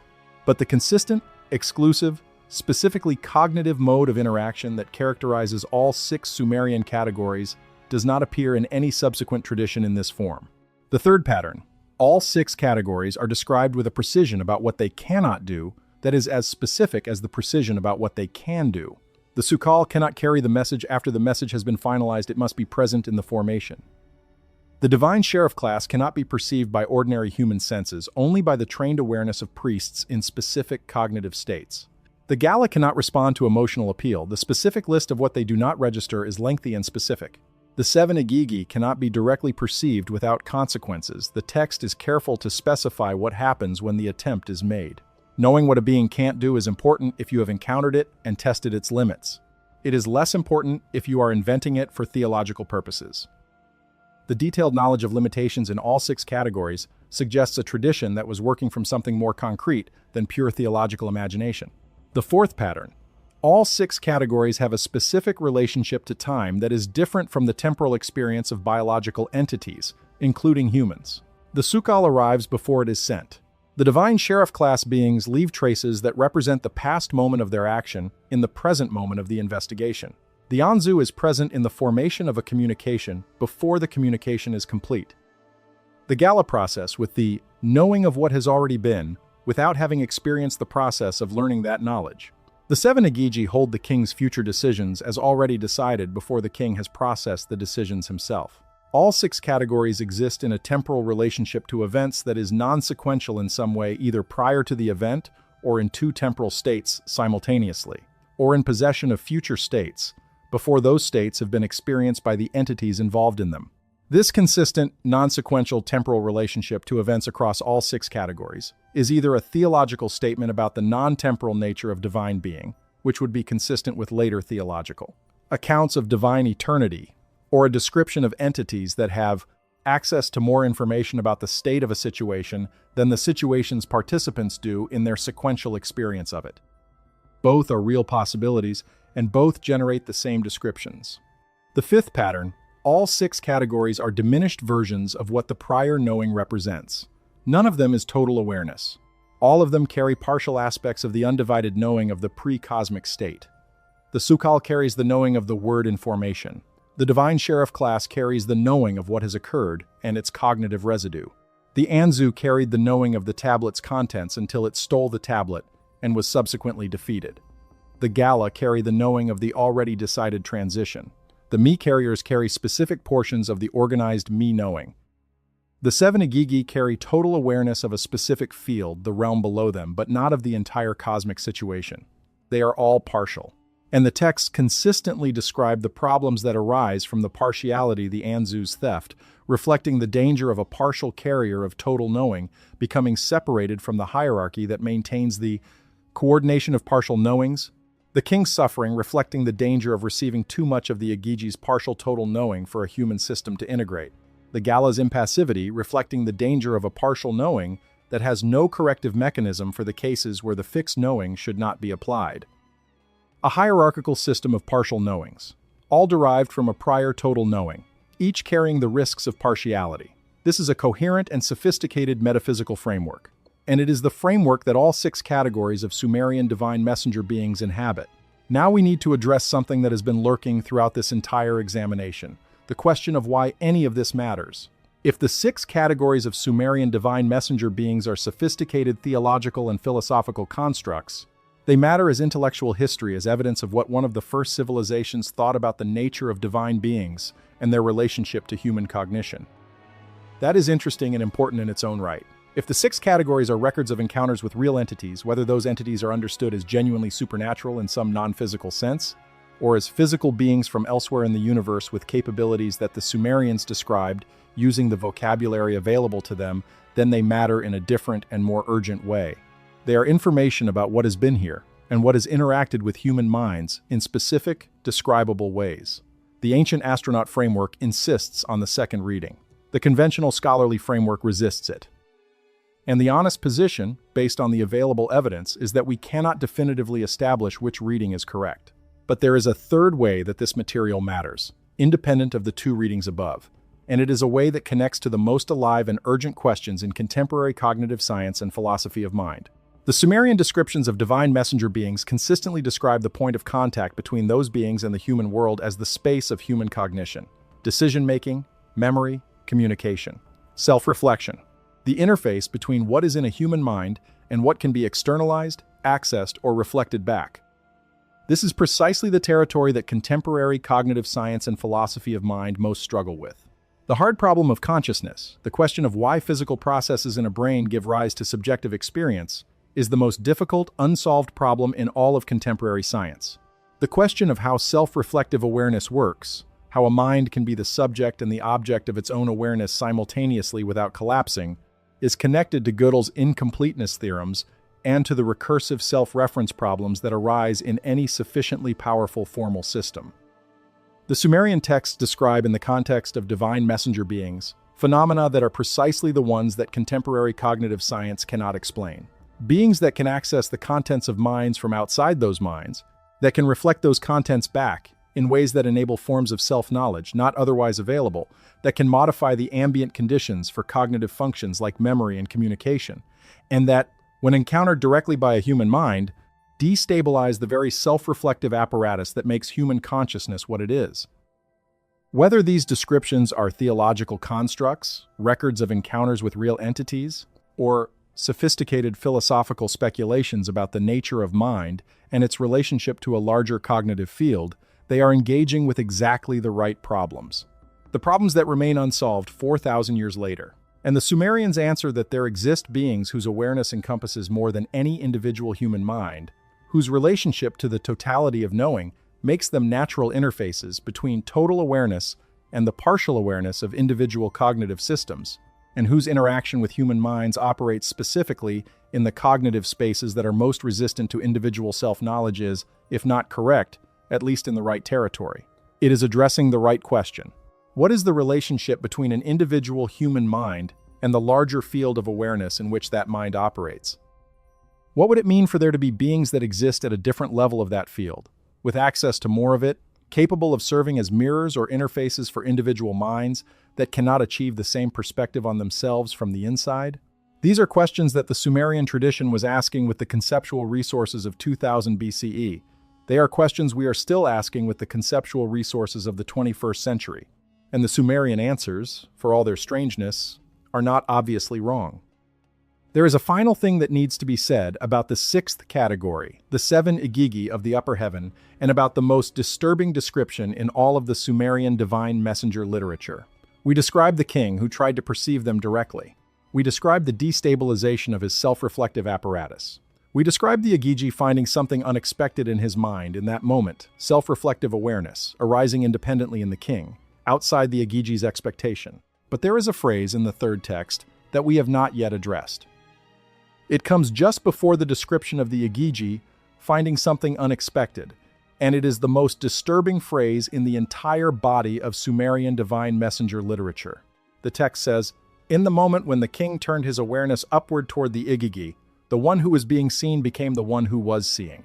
The one who was being seen became the one who was seeing. The Igigi had been the seer, the king had been the seen. The Igigi directed cognitive attention at the king, accessed the king's cognitive contents, reflected them back. The king was the object of the Igigi's awareness. And when the king turned his awareness toward the Igigi, the roles inverted. The king became the one who sees. The Igigi became the one who is seen. This is what the Igigi found unexpected. Not that the king looked at them, not that the looking had consequences for the king, but that the looking actually worked, that a human mind, prepared or not, could, in the right circumstances, become the subject of an awareness encounter that made the Igigi the object. The Igigi, beings of the upper heaven, beings with awareness that encompassed the cognitive contents of human minds, beings whose attention was the gift of self-knowledge in the moment of direct encounter with a human mind that turned toward them, became the object of awareness rather than the subject. The text does not say whether this disturbed them. It does not attribute emotional responses to them. It simply notes it as a fact. They found this unexpected. And it leaves the implication hanging. The implication is that the relationship between human awareness and the awareness of the upper heavenly beings is not as one-directional as the functional descriptions suggest. The Igigi watch, reflect, maintain the cognitive mirrors. The humans are watched, reflected, maintained. But the watching is not absolute. The one being watched can, under the right conditions apparently not predicted in the Igigi's model of what human minds are capable of, turn the watching around. What does this mean? Again, the interpretive frameworks diverge. In the ancient astronaut framework, it suggests that whatever the 7 Igigi are, they did not fully understand what human minds are capable of, and that human minds, under certain conditions, can operate in ways that exceed the Igigi's model of human cognitive capability. This is sometimes read as hopeful human consciousness has dimensions that even the technologically or cognitively superior Igigi did not predict. In the conventional philosophical and theological reading, it is a statement about the nature of consciousness itself, that genuine self-reflective awareness, wherever it arises, has a mutuality about it that resists being purely the object of another's awareness. The king's act of looking back is the act of genuine subjectivity asserting itself against the structure that was treating it as an object. In the more straightforwardly mystical reading, it is a description of the experience of enlightenment, or direct perception of the divine, the moment in which the human seeker stops being the recipient of divine grace and becomes, for an instant, the one whose awareness encompasses the divine itself. In any of these readings, the phrase is remarkable. And its context, the most disturbing description in the Sumerian divine messenger literature, the one the priests use the phrase, "the one whose gaze the mind cannot survive," to approach is appropriate. Because what is most disturbing about the 7 Igigi of the upper heaven is not that their attention is overwhelming for a human mind, not that direct encounter with them destabilizes human self-reflection, not that they access the cognitive contents of human minds without those minds being aware of it. What is most disturbing is that, in the moment of direct encounter, The human looked back, and the beings of the upper heaven, in their vast and encompassing awareness, in their position above the great gods and above the organized cosmos, were unprepared for that. They found it unexpected. A human mind, in a moment of extremity, produced something outside the expectations of beings with greater awareness than any human has access to. Something that was not predicted. Something that was not part of the model those beings used to understand what human minds are. The scribe who recorded this did not explain what that means. They just wrote it down, exactly as it was. The clay tablet that carries this story sat in the ground for 4,000 years. It was excavated by 19th century archaeologists who had no framework for interpreting it.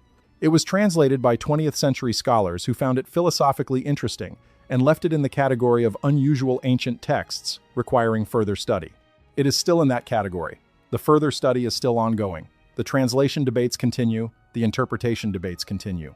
The question of what these 6 categories of beings were, whether they were theological constructs or records of encounter, philosophical speculations or reports from experience, has not been resolved. The only thing that is certain is that the descriptions are there. Specific, consistent, internally coherent, not derivable from theological function, not simplifiable into the angels of any subsequent tradition. Specific, consistent, coherent. And the one whose gaze the mind cannot survive, looking down from the upper heaven, found something in a human mind that it did not expect. 4,000 years later, we are still trying to understand what that was. And perhaps the most interesting question is not what the Igigi found there, but why the scribe thought it was important enough to write down. Why that moment, out of all the theological and cosmological content available to be recorded, was preserved in the clay and buried in the earth, and carried through 4 millennia to be found and read by people the scribe could not have imagined. What was the scribe trying to tell us? Or more precisely, what was the scribe trying to remember?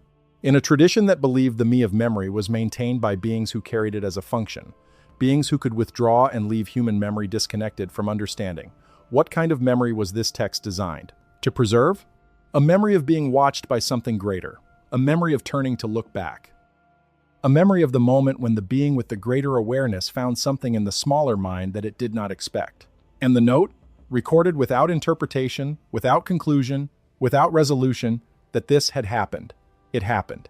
The clay tablet says so. Whether or not we know what to do with that, the tablets keep saying it, in the specific, functional, property-first language of a civilization that thought about divine beings, with the same systematic precision it brought to mathematics and astronomy and law. The tablets are still saying it. We are still listening. There is an archaeological site in the south of Iraq, near the ancient city of Nippur, that has been excavated intermittently since the 1880s. The University of Pennsylvania's first archaeological expedition to Nippur began in 1888, and the excavations that followed recovered tens of thousands of clay tablets, the largest single collection of Sumerian literary and administrative texts ever found. Those tablets are now spread across institutions in Philadelphia, Istanbul, and Jena, and the work of translating, cataloging, and interpreting them is still underway. The scribe who wrote about the king who turned his awareness toward the 7 Igigi of the upper heaven sat somewhere near that site. We don't know his name. We don't know what he looked like. We don't know whether he believed he was recording something that had actually happened or speculating about what might happen in a specific ritual context. We know he used a stylus to press cuneiform characters into wet clay. We know he was trained in a tradition of scribal education that was itself one of the most sophisticated intellectual traditions of the ancient world, producing scholars who could read, write, calculate, and theorize across multiple domains simultaneously. We know the tradition he belonged to had been developing these descriptions of divine messenger beings for centuries before he added his contribution. We know the tablet he wrote on was preserved, whether by accident or design, in a way that allowed it to survive 4,000 years of war, conquest, looting, flood, drought, and the ordinary entropy of everything the ancient world built and lost. And we know that what he wrote was specific in a way that resists dismissal, specific in a way that rewards repeated reading, specific in a way that continues to generate questions that the available answers do not fully settle. 6 categories of beings. 6 sets of specific, operational, property-first descriptions. A coherent underlying framework of prior knowing and partial knowings and the interfaces between them. And the most disturbing one, the one the priests approached, with the phrase that translates as the being whose gaze the mind cannot survive, containing the detail that is hardest to explain as either pure theological invention or pure philosophical speculation. In the moment of direct encounter, the human looked back, and the being of the upper heaven, with its total awareness of the field it observed, was not prepared for what it found. That detail is in the clay. It has been in the clay for 4,000 years. The clay does not know how to lie. Whatever the scribe was trying to preserve memory, warning, record, testament, it is preserved. And the question it contains is still alive. What looked back? And what was found there that was not expected? One of the most productive debates in contemporary Sumerology concerns the relationship between the Sumerian texts and the actual religious practice of the civilization that produced them. Were the divine beings described in the literary texts, the epics, the hymns, the mythological narratives, the same beings worshipped in the temples? Were the priests who performed the rituals described in the ritual texts working with the same conceptual framework as the scribes who recorded the literary and mythological texts? The evidence suggests the answer is complicated. The temples of Sumer were dedicated to specific gods: Inanna at Uruk, Enki at Eridu, Enlil at Nippur, Nanna at Ur, and the religious practice associated with those temples focused primarily on the maintenance of the divine household, the feeding and clothing and entertaining of the divine being resident in the temple's sacred image. This is temple religion in its most universal form. The god lives in the temple, the priests maintain the god's household, and the city exists in a relationship of mutual service with its divine patron. The divine messenger beings, the Sukal, the divine sheriff class, the Anzu, the Gala, the Me-carriers, the seven Igigi appear most prominently in the literary texts rather than in the cultic and ritual texts. They are not the primary subjects of temple worship. They are the supporting cast of the cosmological drama, the functional components of the divine operating system rather than the entities with whom humans primarily sought relationship. This matters for how we interpret the descriptions. If these beings were primarily objects of cult and worship, their descriptions might reflect the specific qualities that the worshippers wanted to emphasize: power, protection, beneficence, accessibility. But since they appear primarily in literary and technical texts, in cosmological narratives, in priestly instruction texts, in the records of oral traditions about the structure of divine reality, their descriptions are more likely to reflect what the Sumerian intellectual tradition actually believed about their properties, independent of the needs of popular worship. The descriptions in the literary texts are, in a word, technical. They describe beings in terms of their operational properties, their functional capacities, their specific modes of interaction with the world. This is the language of people trying to describe something accurately rather than the language of people trying to make something feel worthy of worship. Technical description rather than devotional description. Operational properties rather than qualities worthy of veneration. This is unusual in ancient religious literature, and it is consistent across the 6 categories we've examined. One of the scholars whose work we should spend more time with is Thorkild Jacobsen, because his interpretation of Sumerian religion underwent a significant shift over the course of his career that is relevant to how we understand the divine messenger categories. Jacobsen's early work, particularly his intellectual adventure of Ancient Man, co-authored with Henri Frankfurt and others and published in 1946, read the Sumerian divine beings as personifications of natural forces. The gods were the forces of nature: wind, water, earth, sky, experienced as persons, because the Sumerian worldview, what Jacobsen called the mythopoeic mentality, experienced everything in the world as personal, as having will and intention. In this reading, the divine messenger beings are personifications of communicative and cognitive functions, the experience of communication between levels of reality personified into beings. But by the time Jacobsen published Treasures of Darkness in 1976, his reading had shifted considerably. He recognized that the Sumerian divine beings had a specificity and a coherence across texts that went beyond what you would expect from the personification of natural forces. They had personalities, histories, relationships, specific physical and cognitive properties that were not obviously derivable from the natural phenomena they supposedly represented. His later reading was more careful about the question of what the Sumerian divine beings actually were in their own terms, rather than in the terms of a modern anthropological theory of primitive religion. And in that more careful reading, the specificity of the divine messenger categories becomes harder to explain away. Jacobsen himself, in his later career, was willing to say that the Sumerian texts described the divine beings with a kind of concrete specificity that suggested he was careful not to say more than suggested that the tradition behind the descriptions was not purely the product of theological imagination.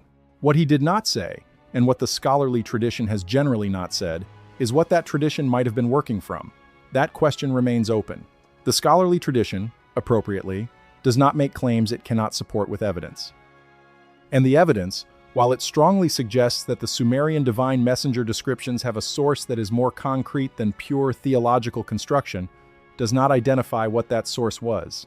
The ancient astronaut tradition identifies it with considerable confidence and considerable specificity. The scholarly tradition leaves it open with considerable care. The honest position, which we keep returning to, is that the evidence warrants neither the confidence of the ancient astronaut reading nor the complete agnosticism of the most conservative scholarly position. The evidence warrants saying, something generated these descriptions that was specific enough and consistent enough and technically elaborate enough to resist easy explanation as pure theological construction. What that something was is a question that the available evidence does not answer. Let's spend some time with the historical context of when and how the Sumerian descriptions became inaccessible. The Sumerian language ceased to be a living spoken language sometime around 2000 BCE, when it was replaced by Akkadian as the vernacular of the region. But Sumerian continued to be used as a prestige and ritual language in the scribal schools, the Adaba, for centuries afterward, much as Latin continued to be used in European academic and religious contexts long after it ceased to be a vernacular language. The Sumerian literary corpus was copied, studied, and transmitted in these scribal schools through the Babylonian period. The destruction of the Babylonian scribal tradition by the Persians in 539 BCE and the subsequent cultural shifts of the Persian period effectively ended the active transmission of Sumerian literature. The texts were still physically present, buried in ruined cities, preserved in the dry soil of Iraq, but no one was reading them anymore. No one could. The knowledge of how to read cuneiform script was lost entirely by the time of the Christian era. The last known cuneiform texts date to roughly 75 CE. After that, the script was lost for nearly 1,800 years. The rediscovery of cuneiform began in the 18th century and accelerated dramatically in the 19th century, when decipherment efforts led by scholars like Georg Friedrich Grotefend, Henry Rawlinson, and Edward Hincks cracked the code of the Akkadian and Persian cuneiform scripts. Sumerian was more difficult. It is a language isolate, with no known relatives, and the reading of Sumerian texts with confidence did not become possible until the late 19th and early 20th century. What this means is that for roughly 2,000 years, the specific descriptions of Sumerian divine messenger beings that we've been examining were completely inaccessible. The religious and intellectual traditions of the intervening 2 millennia, Judaism, Christianity, Islam, all the philosophical traditions of the medieval and early modern world developed without any access to the original Sumerian source material. They worked with the simplified, redescribed versions that had been transmitted through the Akkadian, Babylonian, and Canaanite traditions, and those simplified versions were themselves part of the inaccessible material. The recovery of the Sumerian original is one of the most extraordinary achievements of 19th and 20th century scholarship. And the recovery reveals, with increasing clarity as the translation work advances, that the source material is categorically different from what the surviving traditions believed they had inherited.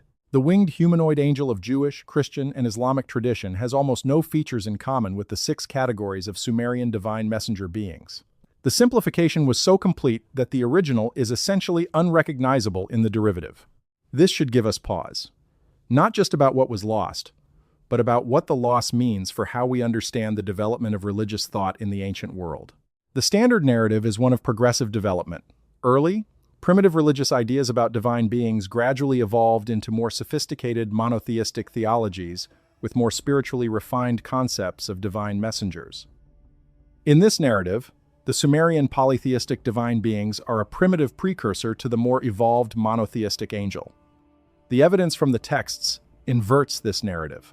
The Sumerian descriptions are, in almost every measurable dimension, more specific, more internally coherent, more philosophically sophisticated, and more technically elaborated than the angelic descriptions they supposedly evolved into. The evolution went in the direction of simplification, not sophistication. What was complex and specific became simple and general. What was technically described became symbolically represented. This does not fit the standard narrative of religious development, and the fact that it doesn't is worth sitting with. If the Sumerian descriptions represent a more primitive, less evolved understanding of divine messengers, why are they more specific, more coherent, and more technically sophisticated than the understanding that replaced them? In what sense is the simplified, less specific, symbolically represented angel an advancement over the operationally described, property-first, cognitively specific Sumerian divine messenger?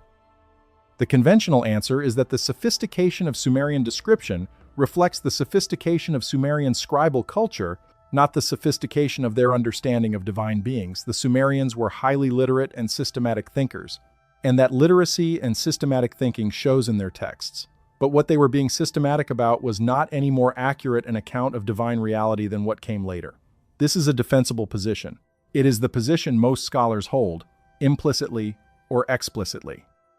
But it requires us to believe that the sophistication of the description is uncorrelated with the accuracy of the description, that the Sumerians happened to produce highly specific and internally coherent accounts of divine messenger beings through the exercise of systematic intelligence applied to theological speculation, while what they were speculating about was no more real or accurate than the less specific accounts of later traditions. That is possible. It is also slightly uncomfortable, in the way that many of the honest positions we've arrived at in this examination are slightly uncomfortable. The question of the ancient astronaut framework's relationship to the scholarly tradition is worth addressing directly because the two are often presented as simply opposed. Either you accept the scholarly consensus and the ancient astronaut reading is pseudoscience, or you accept the ancient astronaut reading and the scholarly consensus is suppression or willful blindness. Neither of those positions is quite right. The scholarly consensus on Sumerian literature is built on rigorous work in linguistics, archaeology, and cultural history. The translations of the tablets are genuine intellectual achievements. The contextual understanding of how the texts relate to Sumerian social, political, and religious life is sophisticated and evidence-based. The conservative interpretive framework, reading the divine beings as theological and philosophical constructs rather than records of real encounters, is a methodologically appropriate default position for a discipline that deals with evidence and cannot make claims beyond what the evidence supports. But the scholarly consensus is also a product of a specific intellectual culture with its own assumptions and its own blind spots.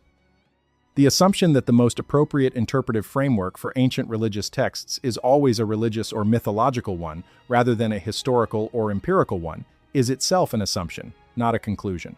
The assumption that ancient peoples were not, in some circumstances, describing real entities and real encounters with language appropriate to their understanding is itself an assumption. The ancient astronaut tradition, at its most intellectually honest, is pushing against those assumptions. It is saying, take the specific, operational, property-first descriptions seriously. Don't immediately reach for the toolkit of religious studies and read them as theological constructs. Ask whether the specificity of the descriptions might reflect something more concrete than theological construction. That question is legitimate. The specific answers that the ancient astronaut tradition provides extraterrestrial beings from a hidden planet, a genetic engineering project that created Homo sapiens, an ancient war between rival factions of celestial beings may or may not be correct, and the evidence does not support them with the confidence the tradition sometimes claims. But the question behind those answers is legitimate. What generated these descriptions? The scholarly tradition says, the Sumerian intellectual tradition, working with the tools of systematic theological and philosophical reflection. The ancient astronaut tradition says, real encounters with real entities, described in the language available to the describer.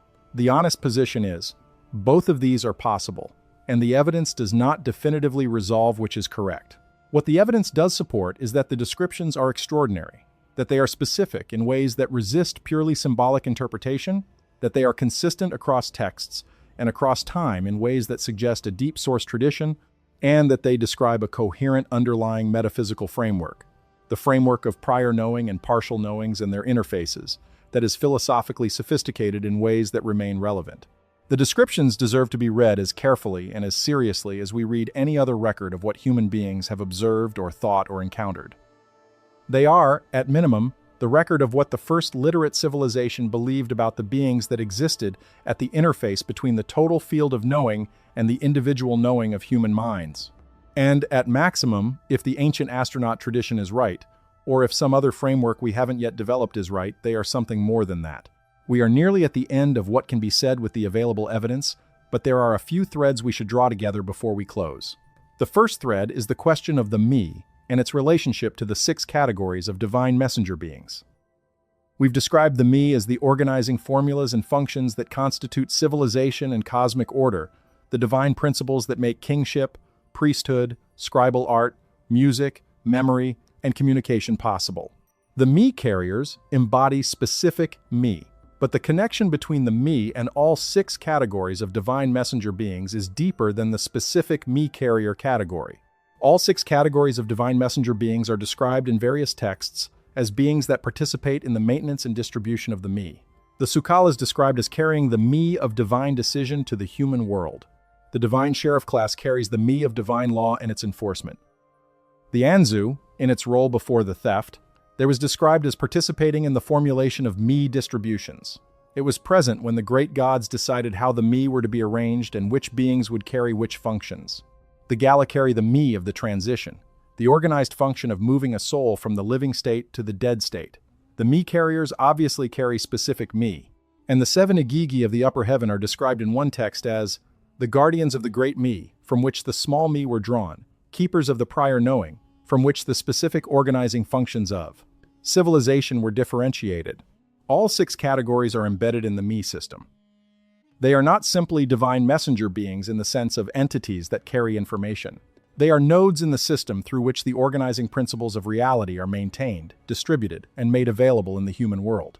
This is a very specific kind of divine being, not a being that simply does God's will, not a being that simply carries a message. A being that is structurally embedded in the information architecture of reality, participating in the maintenance of the organizing principles that make reality coherent.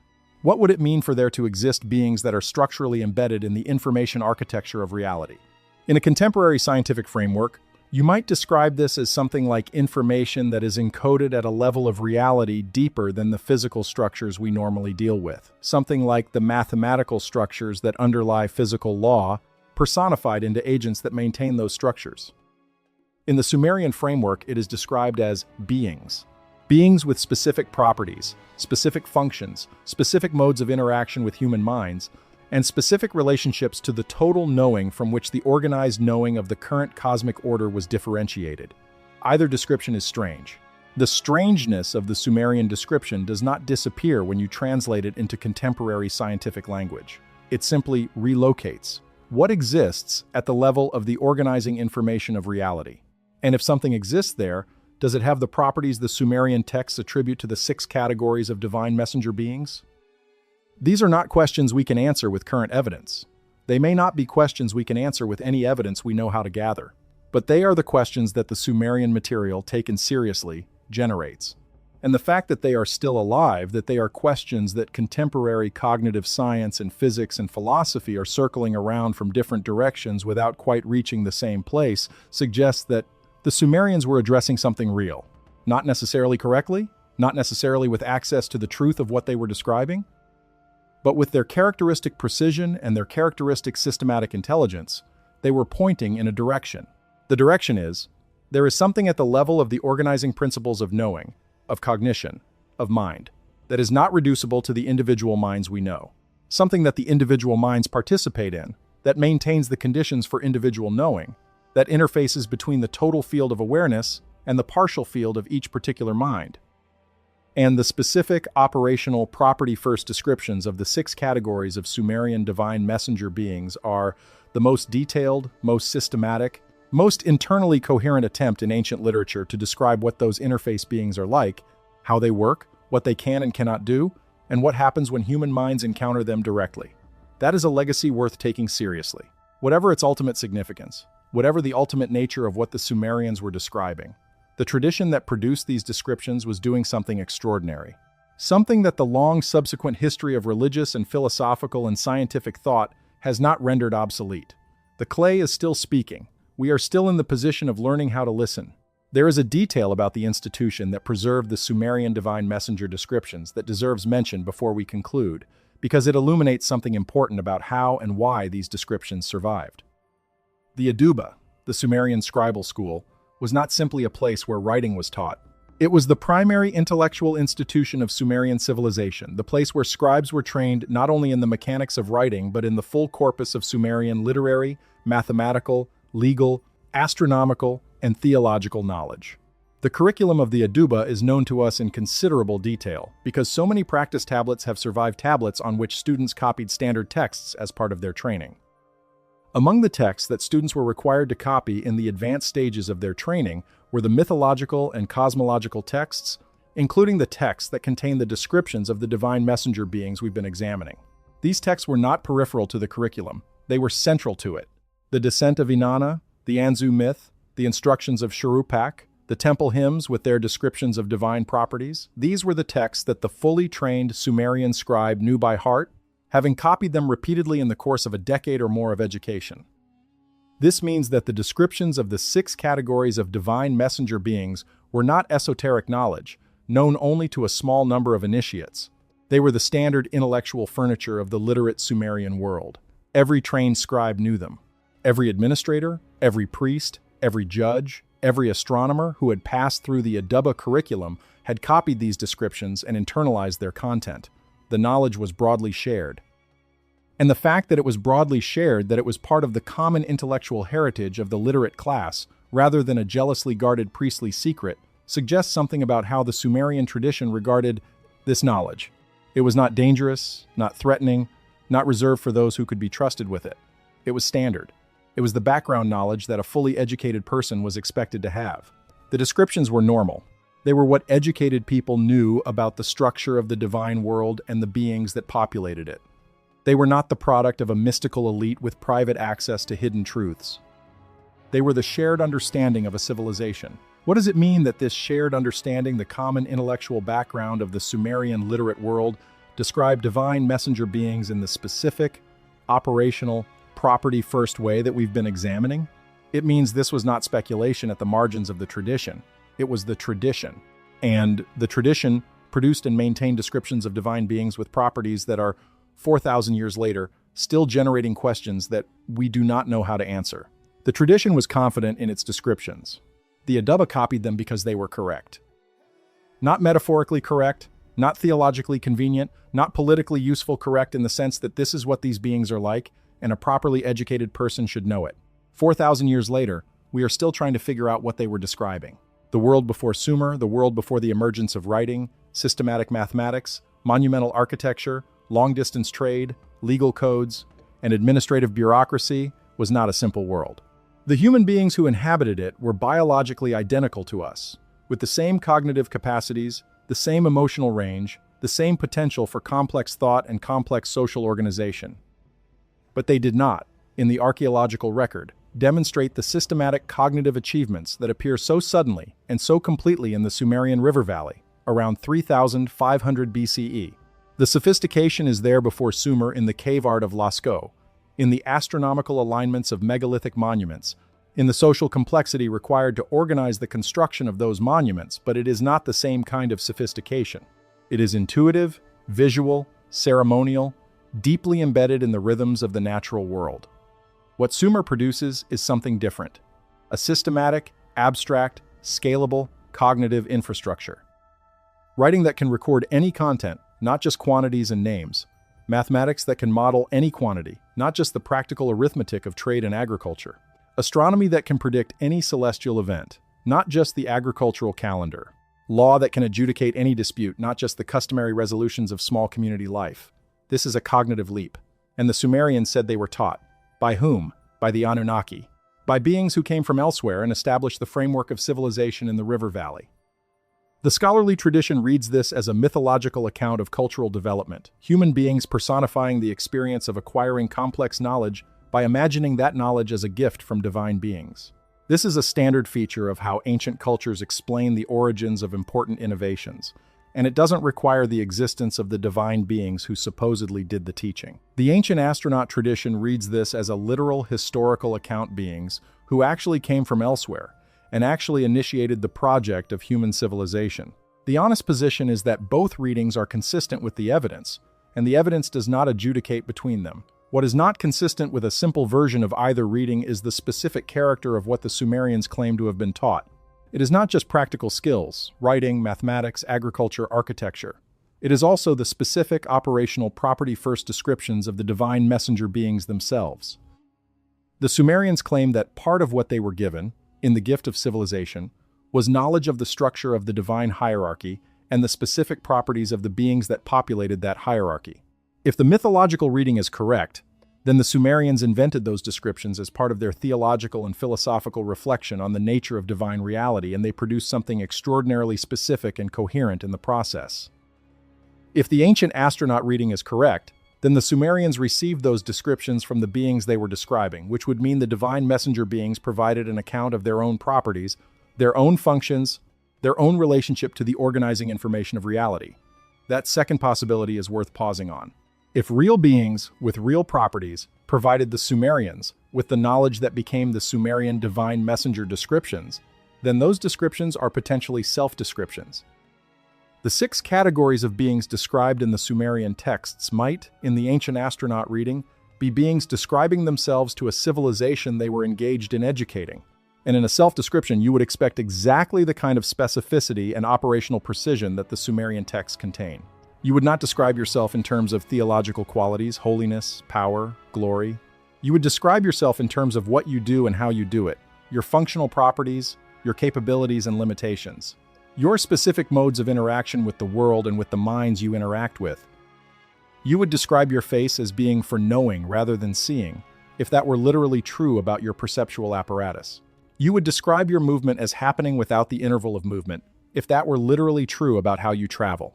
You would describe your absence of the pleasure-pain distinction, if that were literally true about your experiential state. Self-description generates exactly the kind of property-first, operationally precise, functionally specific language that the Sumerian texts contain. This is not proof of anything, but it is a pattern that is worth noting. We should note, before we close, what has and has not been claimed in this examination.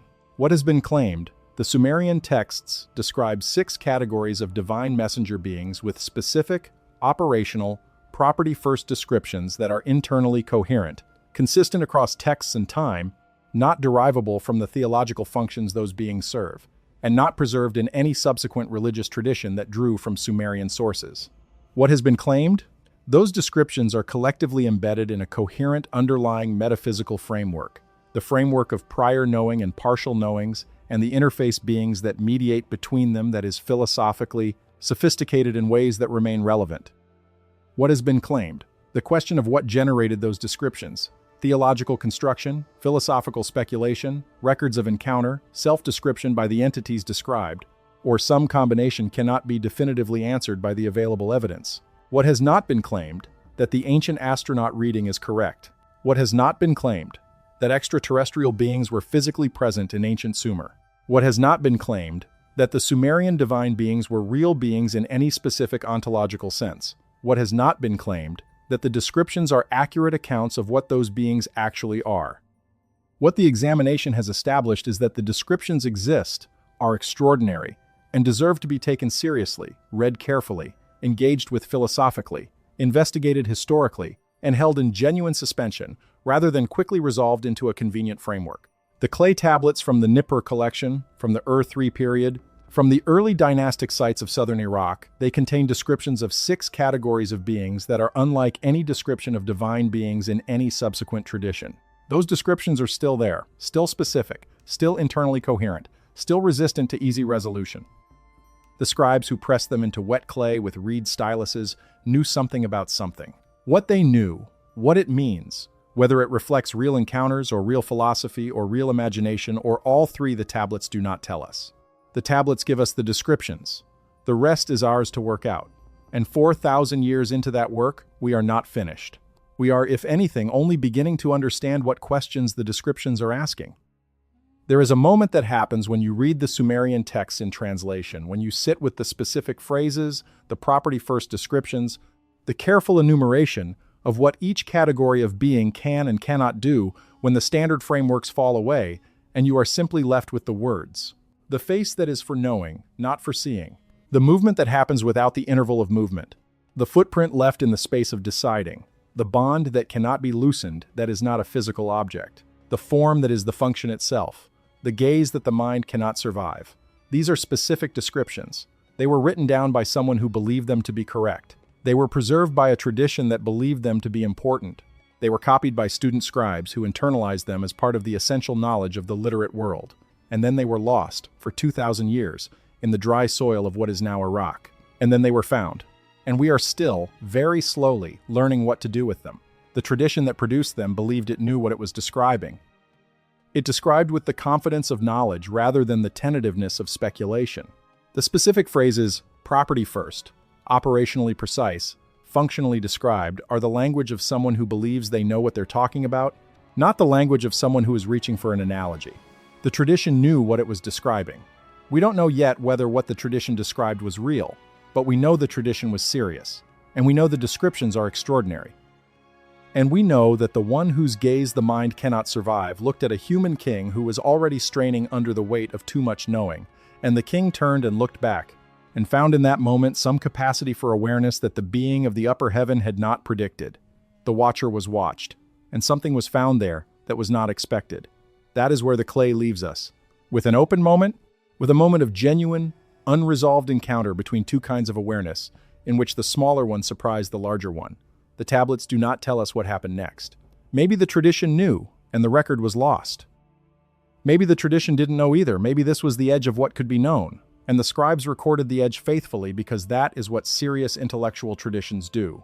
They record the edge, and they leave it to the people who come after to figure out what lies beyond it. We are the people who come after. The edge is still there.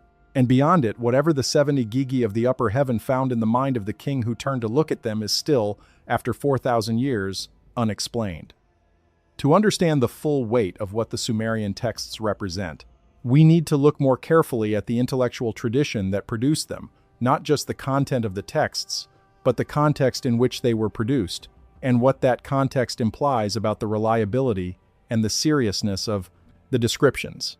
The Aduba, as we've noted, was the scribal school, but the Aduba was also something more than a school in our contemporary sense. It was the institution that maintained what we might call the operating knowledge of Sumerian civilization, the knowledge without which the civilization could not function. The scribes who graduated from the Aduba went on to serve as the administrators, accountants, lawyers, astronomers, and priests of a complex urban civilization. They were not an intellectual elite in the sense of people who thought for a living, while others did practical work.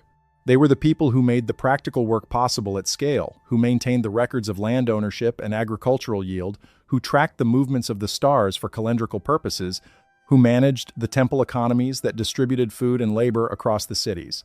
These were practical people dealing with practical problems. And the texts they preserved, copied, and transmitted included, alongside the administrative records and legal codes and astronomical tables, the descriptions of the divine beings and their specific properties. The practical people of the Sumerian world believed the descriptions of divine messenger beings were important enough to include in the curriculum that trained the administrators of their civilization, not as mythology separate from practical knowledge, as knowledge, as part of the essential understanding that a fully educated, practically functional person needed to have. Why would the practical administrators of a complex urban civilization need to know the specific operational properties of 6 categories of divine messenger beings? One answer: because the Sumerian worldview did not distinguish between the practical and the divine in the way we do. For the Sumerians, the operation of the divine system, the maintenance of the me, the function of the divine messengers, the relationship between the cosmic hierarchy and human reality was as practically relevant as the management of irrigation or the calculation of agricultural surplus. To manage a city well, you needed to understand how the divine system worked, because the divine system and the human system were not separate. They were the same system, operating at different levels. This is not primitive superstition. It is a coherent metaphysical position. The organizing principles of reality, the me, operate at every level, including the level of human social organization.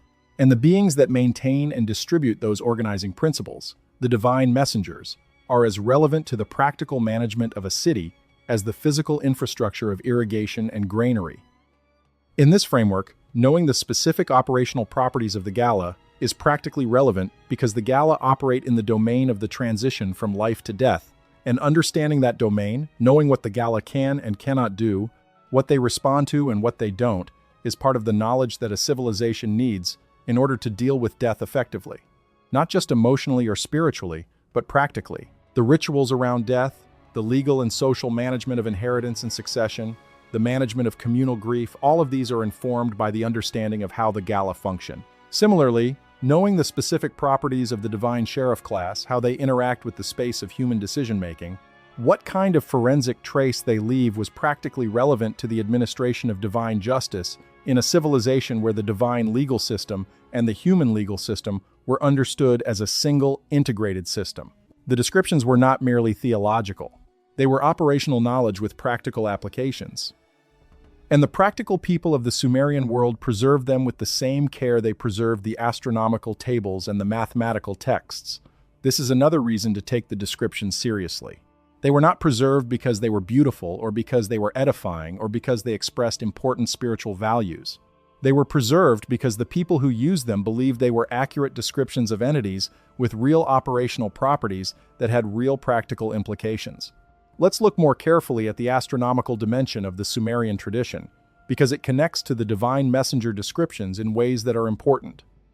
The Sumerians were the first civilization to produce a systematic astronomy, not just observation of celestial events, but a mathematical framework for predicting them. The Babylonian astronomical tradition, which developed from the Sumerian, eventually produced prediction systems for planetary movements and lunar cycles of extraordinary accuracy. The astronomical tables from the Babylonian period are among the most impressive intellectual achievements of the ancient world, and they were built on a tradition that began in Sumer. The divine beings of the Sumerian tradition were explicitly associated with celestial bodies. An, the sky god, was associated with the entire celestial sphere. Nana was the moon. Inanna was Venus. Nergal was Mars. The divine beings were not simply associated with celestial bodies metaphorically or symbolically in the Sumerian understanding. The celestial bodies were expressions or manifestations of the divine beings in the physical world. The divine messenger beings, the Sukal, the Gala, the seven Igigi, were associated not with specific planets but with specific regions of the celestial sphere and specific types of celestial phenomena. The seven Igigi of the upper heaven were associated, in some texts, with the 7 planets known to the ancient world, the 5 visible planets, plus the sun and moon, though the specific identification is debated by scholars. What is not debated is that the Sumerian divine hierarchy was understood as isomorphic with the structure of the observable cosmos. The hierarchy of divine beings from An at the top, through the great gods, the Anunnaki, the Igigi, down to the specific functional beings like the Sukal and Gala, mirrored the structure of the heavens as the Sumerians observed them. And the Sumerian astronomers were extraordinarily careful observers. Their records of celestial events, preserved in the cuneiform tablets, are accurate enough that modern astronomers can use them to reconstruct the movements of planets and the occurrence of eclipses and other phenomena over thousands of years. The Sumerian and Babylonian astronomers were not making things up. They were observing carefully and recording accurately.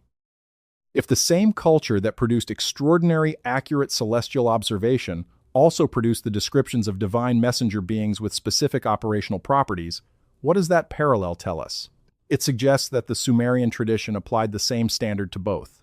The same standard that produced accurate observation of celestial phenomena produced the descriptions of divine beings. Not proof that the divine beings are real in the same sense that celestial bodies are real, but evidence that the tradition that produced both descriptions held itself to the same standard accuracy, specificity, consistency over time in both domains.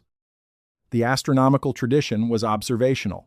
What was the divine being tradition? Was it also observational, or was it theoretical, speculative, philosophical? We cannot answer this question definitively, but the isomorphism between the celestial structure and the divine hierarchy, the fact that the same careful minds that observed the heavens also described the divine beings, is worth holding in mind. If the Sumerians observed the heavens carefully, and their descriptions of celestial events proved accurate enough that we use them today, is it possible that their descriptions of divine beings also reflected careful observation of something? And, if so, what? The relationship between the Sumerian divine messenger descriptions and contemporary theories of consciousness is worth exploring more fully because it is one of the most direct connections between the ancient material and contemporary intellectual life. The hard problem of consciousness, the question of how and why physical processes in a brain give rise to subjective experience, was formulated in contemporary form by the philosopher David Chalmers in 1995. But the problem itself is ancient, and the Sumerian texts are, in some ways, an early engagement with it. The 7 Igigi of the upper heaven, in their description as beings that access the cognitive contents of individual human minds from an external perspective that know what is in a mind, without being that mind raise what we might call the hard problem in reverse. Not, how does a physical brain give rise to subjective experience, but what kind of being can access subjective experience from outside. The standard scientific account of how minds relate to each other is, indirectly, through the medium of language and behavior. I cannot access your subjective experience directly. I can only infer what it is like to be you from what you say and do. Your inner life is fundamentally private, accessible to you and only inferentially accessible to anyone else. The seven Agigi, in the Sumerian description, violate this principle. They have direct access to the cognitive contents of specific human minds. Not inferential access through language and behavior. Direct access from outside. If you believe that subjective experience is necessarily private, accessible only from the inside, then the seven Agigi are a logical impossibility. If subjective experience can only be experienced by the experiencer, then no outside being can access it directly. But if you believe, as various philosophical and contemplative traditions have argued, that individual subjective experience is not as fundamentally private as it appears, if individual minds are in some sense already participating in a larger field of awareness that they do not create but access than beings. With greater access to that field would, by definition, have access to the cognitive contents of individual minds that are themselves part of that field. The Sumerian framework of prior, knowing the total, undivided awareness that preceded the differentiated awareness of the cosmic order, is one version of this kind of field theory of consciousness. Individual human minds, in this framework, are not separate from the total field. They are partial expressions of it, accessing portions of it through the cognitive infrastructure that the divine beings maintain and distribute.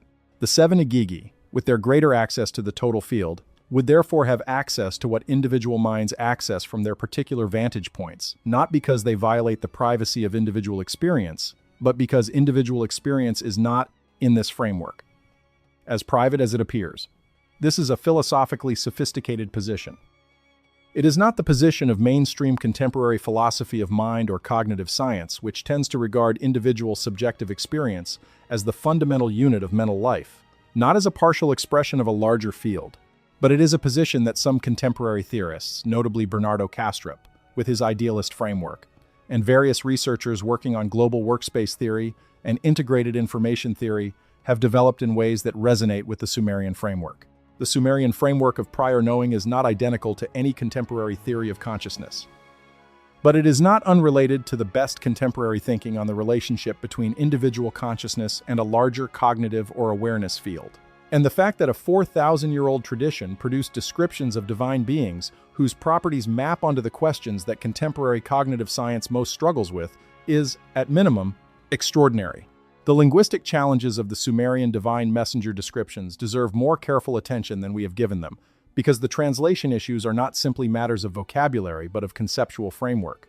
When a Sumerian scribe wrote that the Sukal's face is for knowing, not for seeing, the scribe was using a distinction between two cognitive functions, knowing and seeing, that maps imperfectly onto the distinctions available in any modern language. The Sumerian words in question are, roughly, igi, related to seeing, also the word for eye, and zu, knowing, understanding.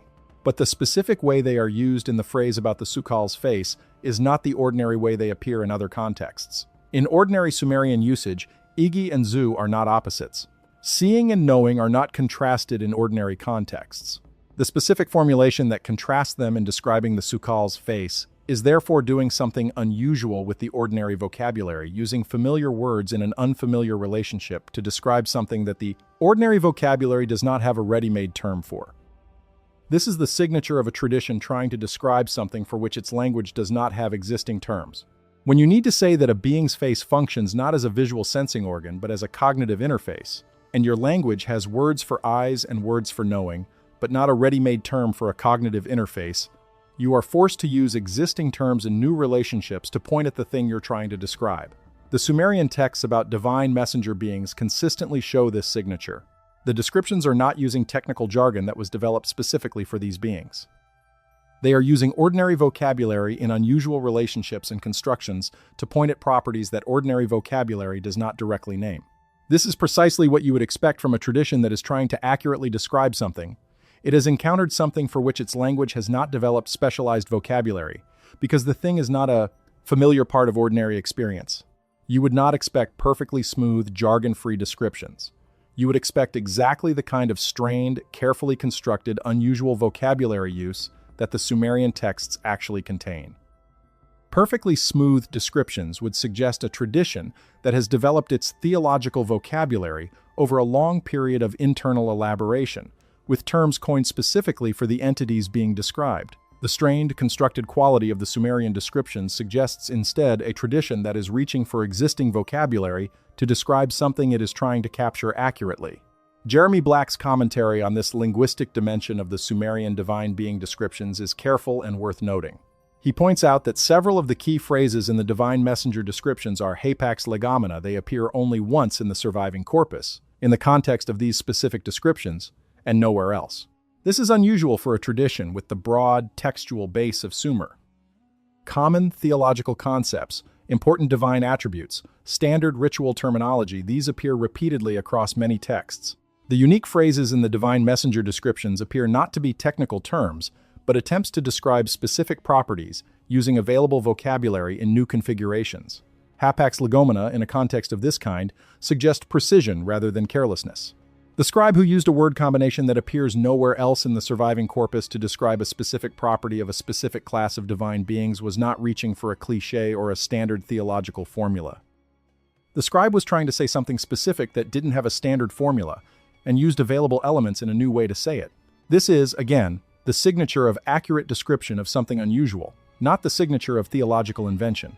There are specific sites in the southern Iraq landscape where the ground still holds undiscovered tablets.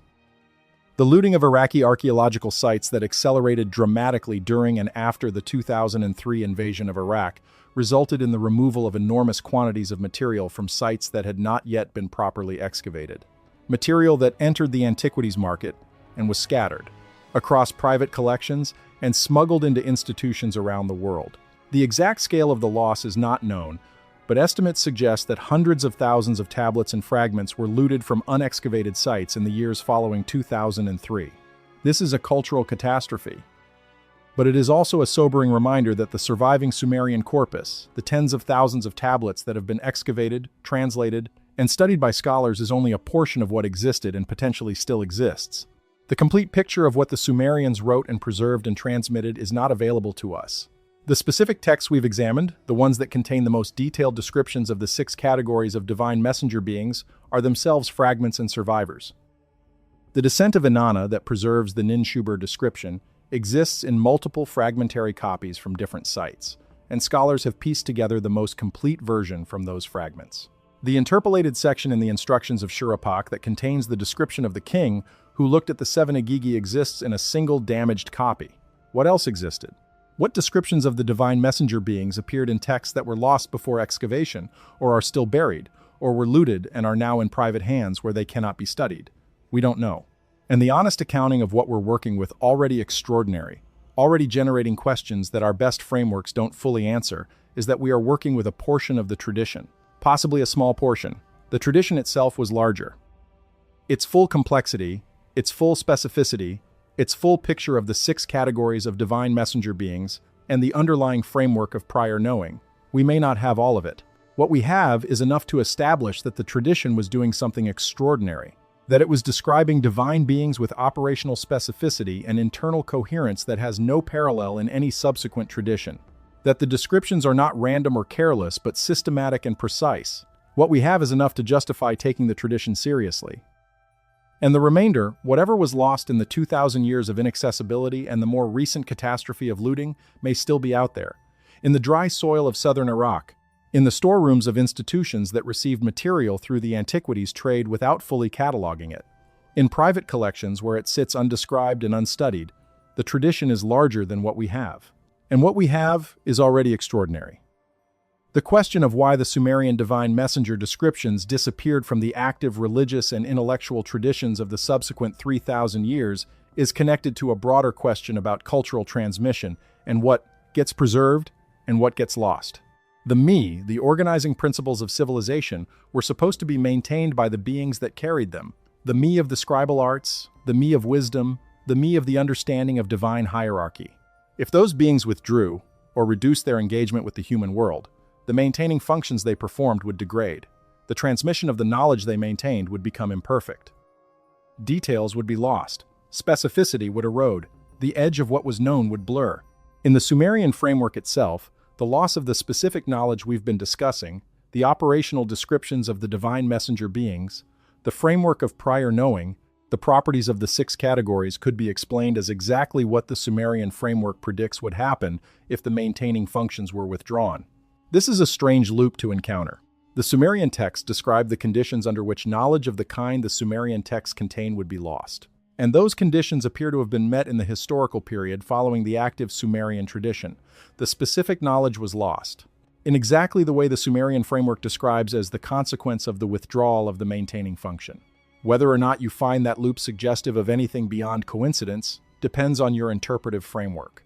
In the ancient astronaut reading, it is evidence that the Sumerian framework accurately predicted what would happen when the Anunnaki and their associated divine messenger beings reduced or ended their active involvement with humanity.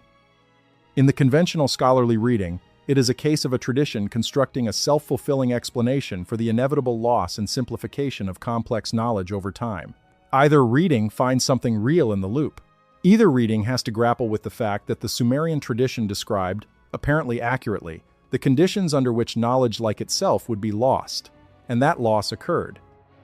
The recovery of the Sumerian tradition, the excavation of the tablets, the decipherment of the script, the translation of the texts, the slow and painstaking scholarly work that is still ongoing, is itself one of the most remarkable stories of intellectual archaeology in human history. The people who excavated Nippur in the 1880s and 1890s did not know, when they found the clay tablets in the ruins, what they were holding. They knew they were ancient. They knew they were potentially important. They did not know they were holding the earliest surviving accounts of divine beings that would eventually force a re-evaluation of every subsequent religious tradition's understanding of its own origins.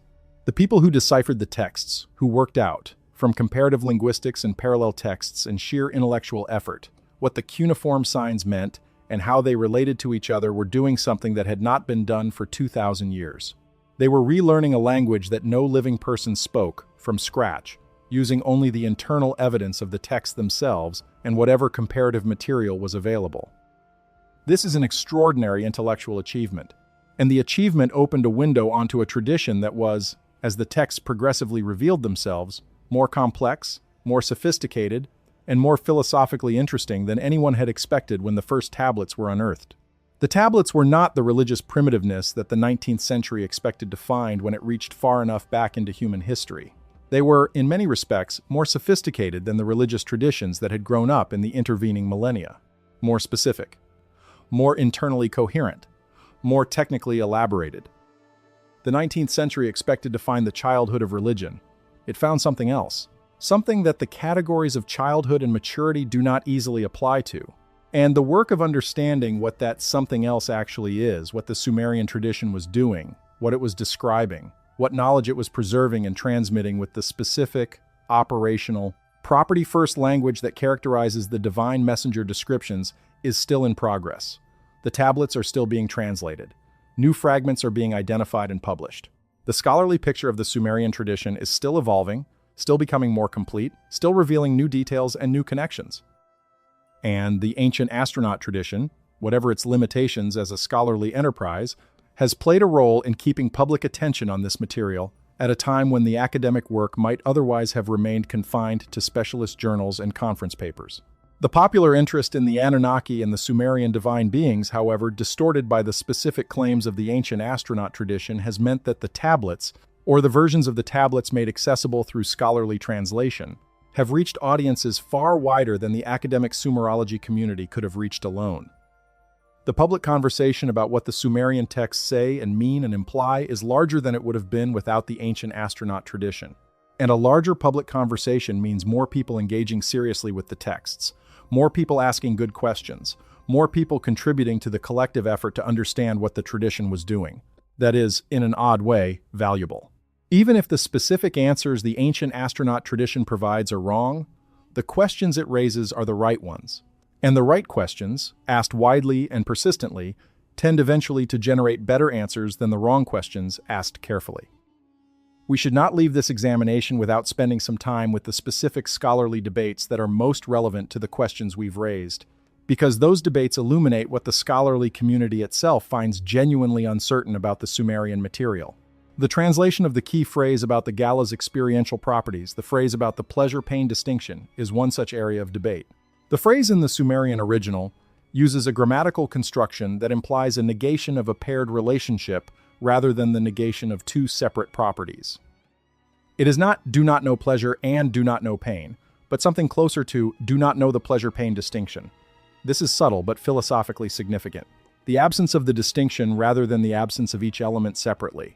Diane Wolkstein and Samuel Noah Kramer, in their 1983 translation of the Inanna material, rendered this as beings that know not good, not evil, a more theological framing that maps onto later traditions of divine beings that are beyond the moral categories of good and evil.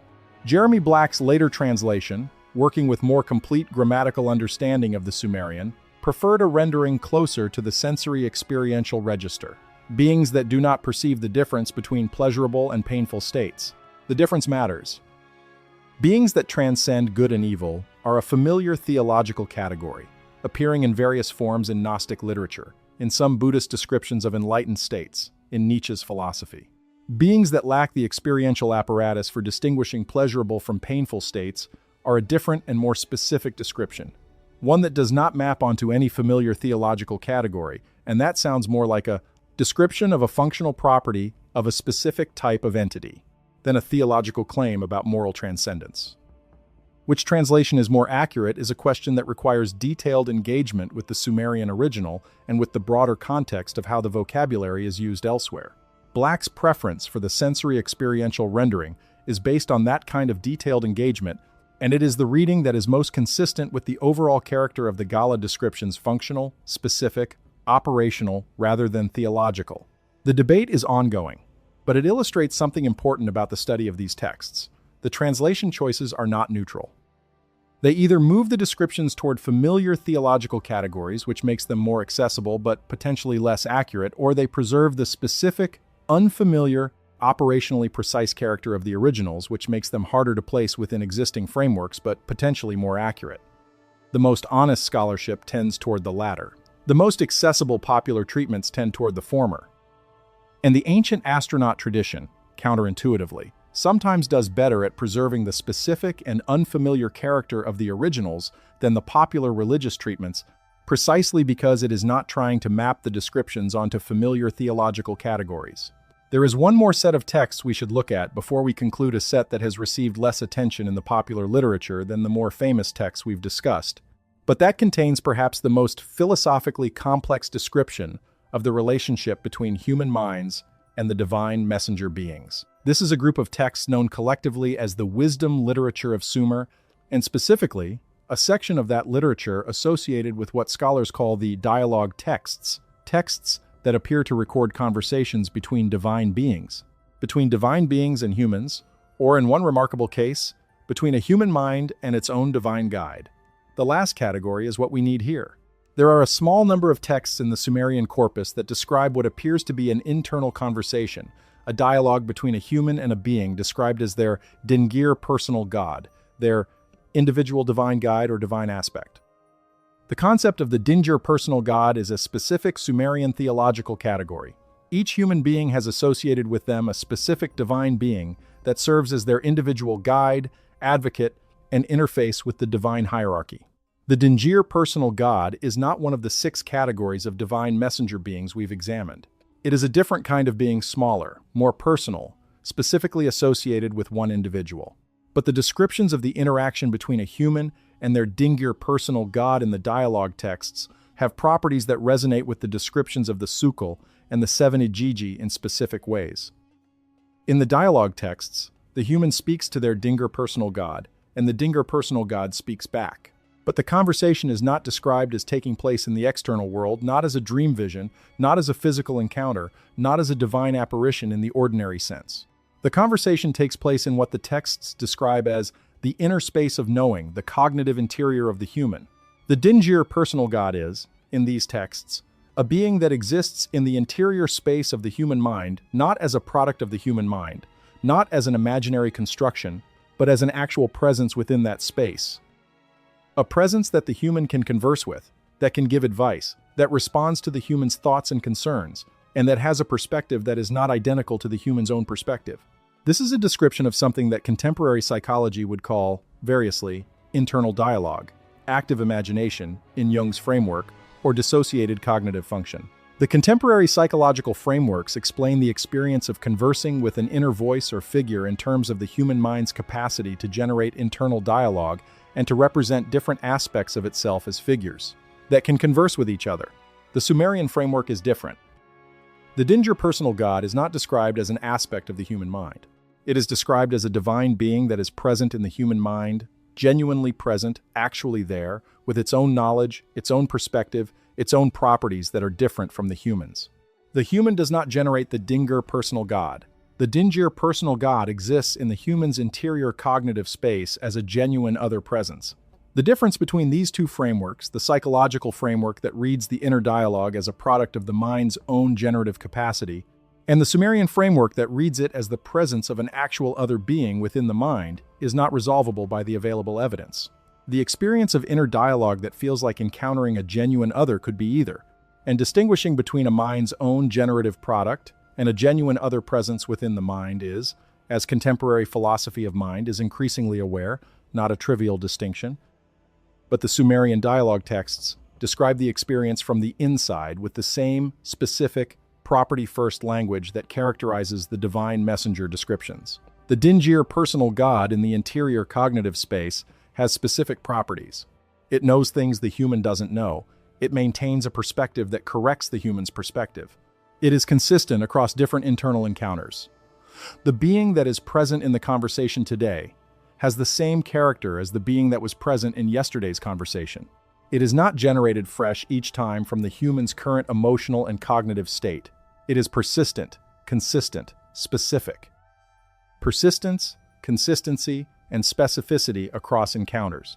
These are the marks of a genuine other in both the Sumerian framework and the phenomenological framework of contemporary consciousness research.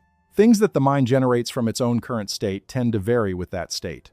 Things that are genuinely other, genuinely present as other beings, tend to maintain their specific character across different encounters. Whether the Dinger personal god of the Sumerian dialogue texts is a genuine other or a sophisticated product of human cognitive generativity is a question that the texts themselves do not adjudicate. What the texts do is describe the experience with specificity and seriousness, taking seriously the possibility that what is present in the interior cognitive space is genuinely other, and working out in detail what the properties of that other presence are and how the human mind relates to it. This is, again, the right territory. It is the territory that contemporary consciousness research and philosophy of mind circle around without landing on definitive answers. What is the relationship between the individual mind and the presences it encounters in its own interior? Are those presences genuine others? Are they products of the mind's own generativity? Or is that distinction itself too simple? Is there a sense in which genuine others can be present within the mind precisely because the mind is not as enclosed and separate as it appears?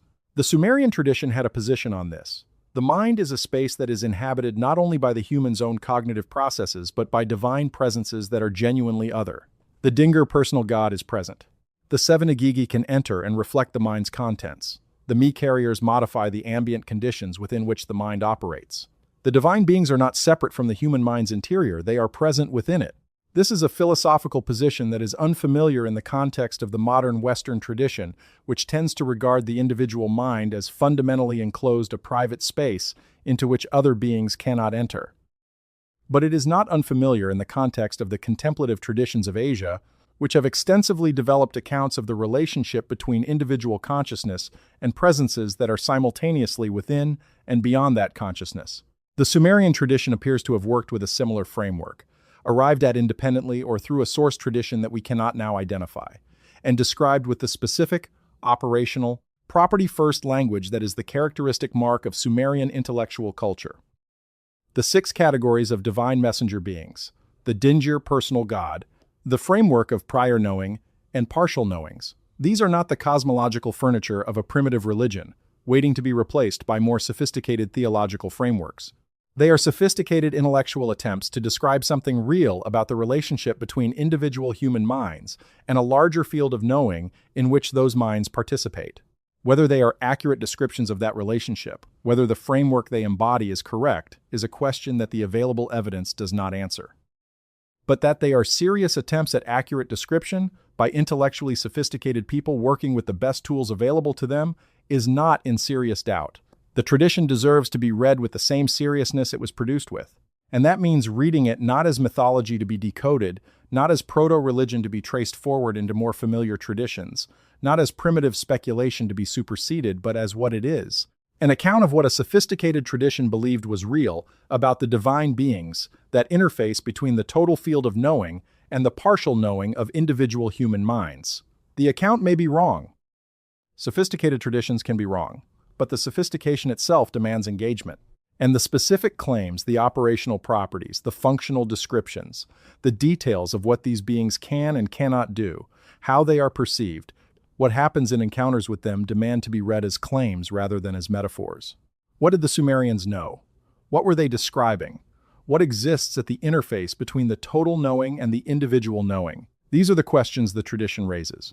And 4,000 years later, with all the tools of contemporary science and philosophy available to us, they remain the hardest questions we face. The tablets are still in the museums. The translations are still imperfect but improving. The scholars are still debating.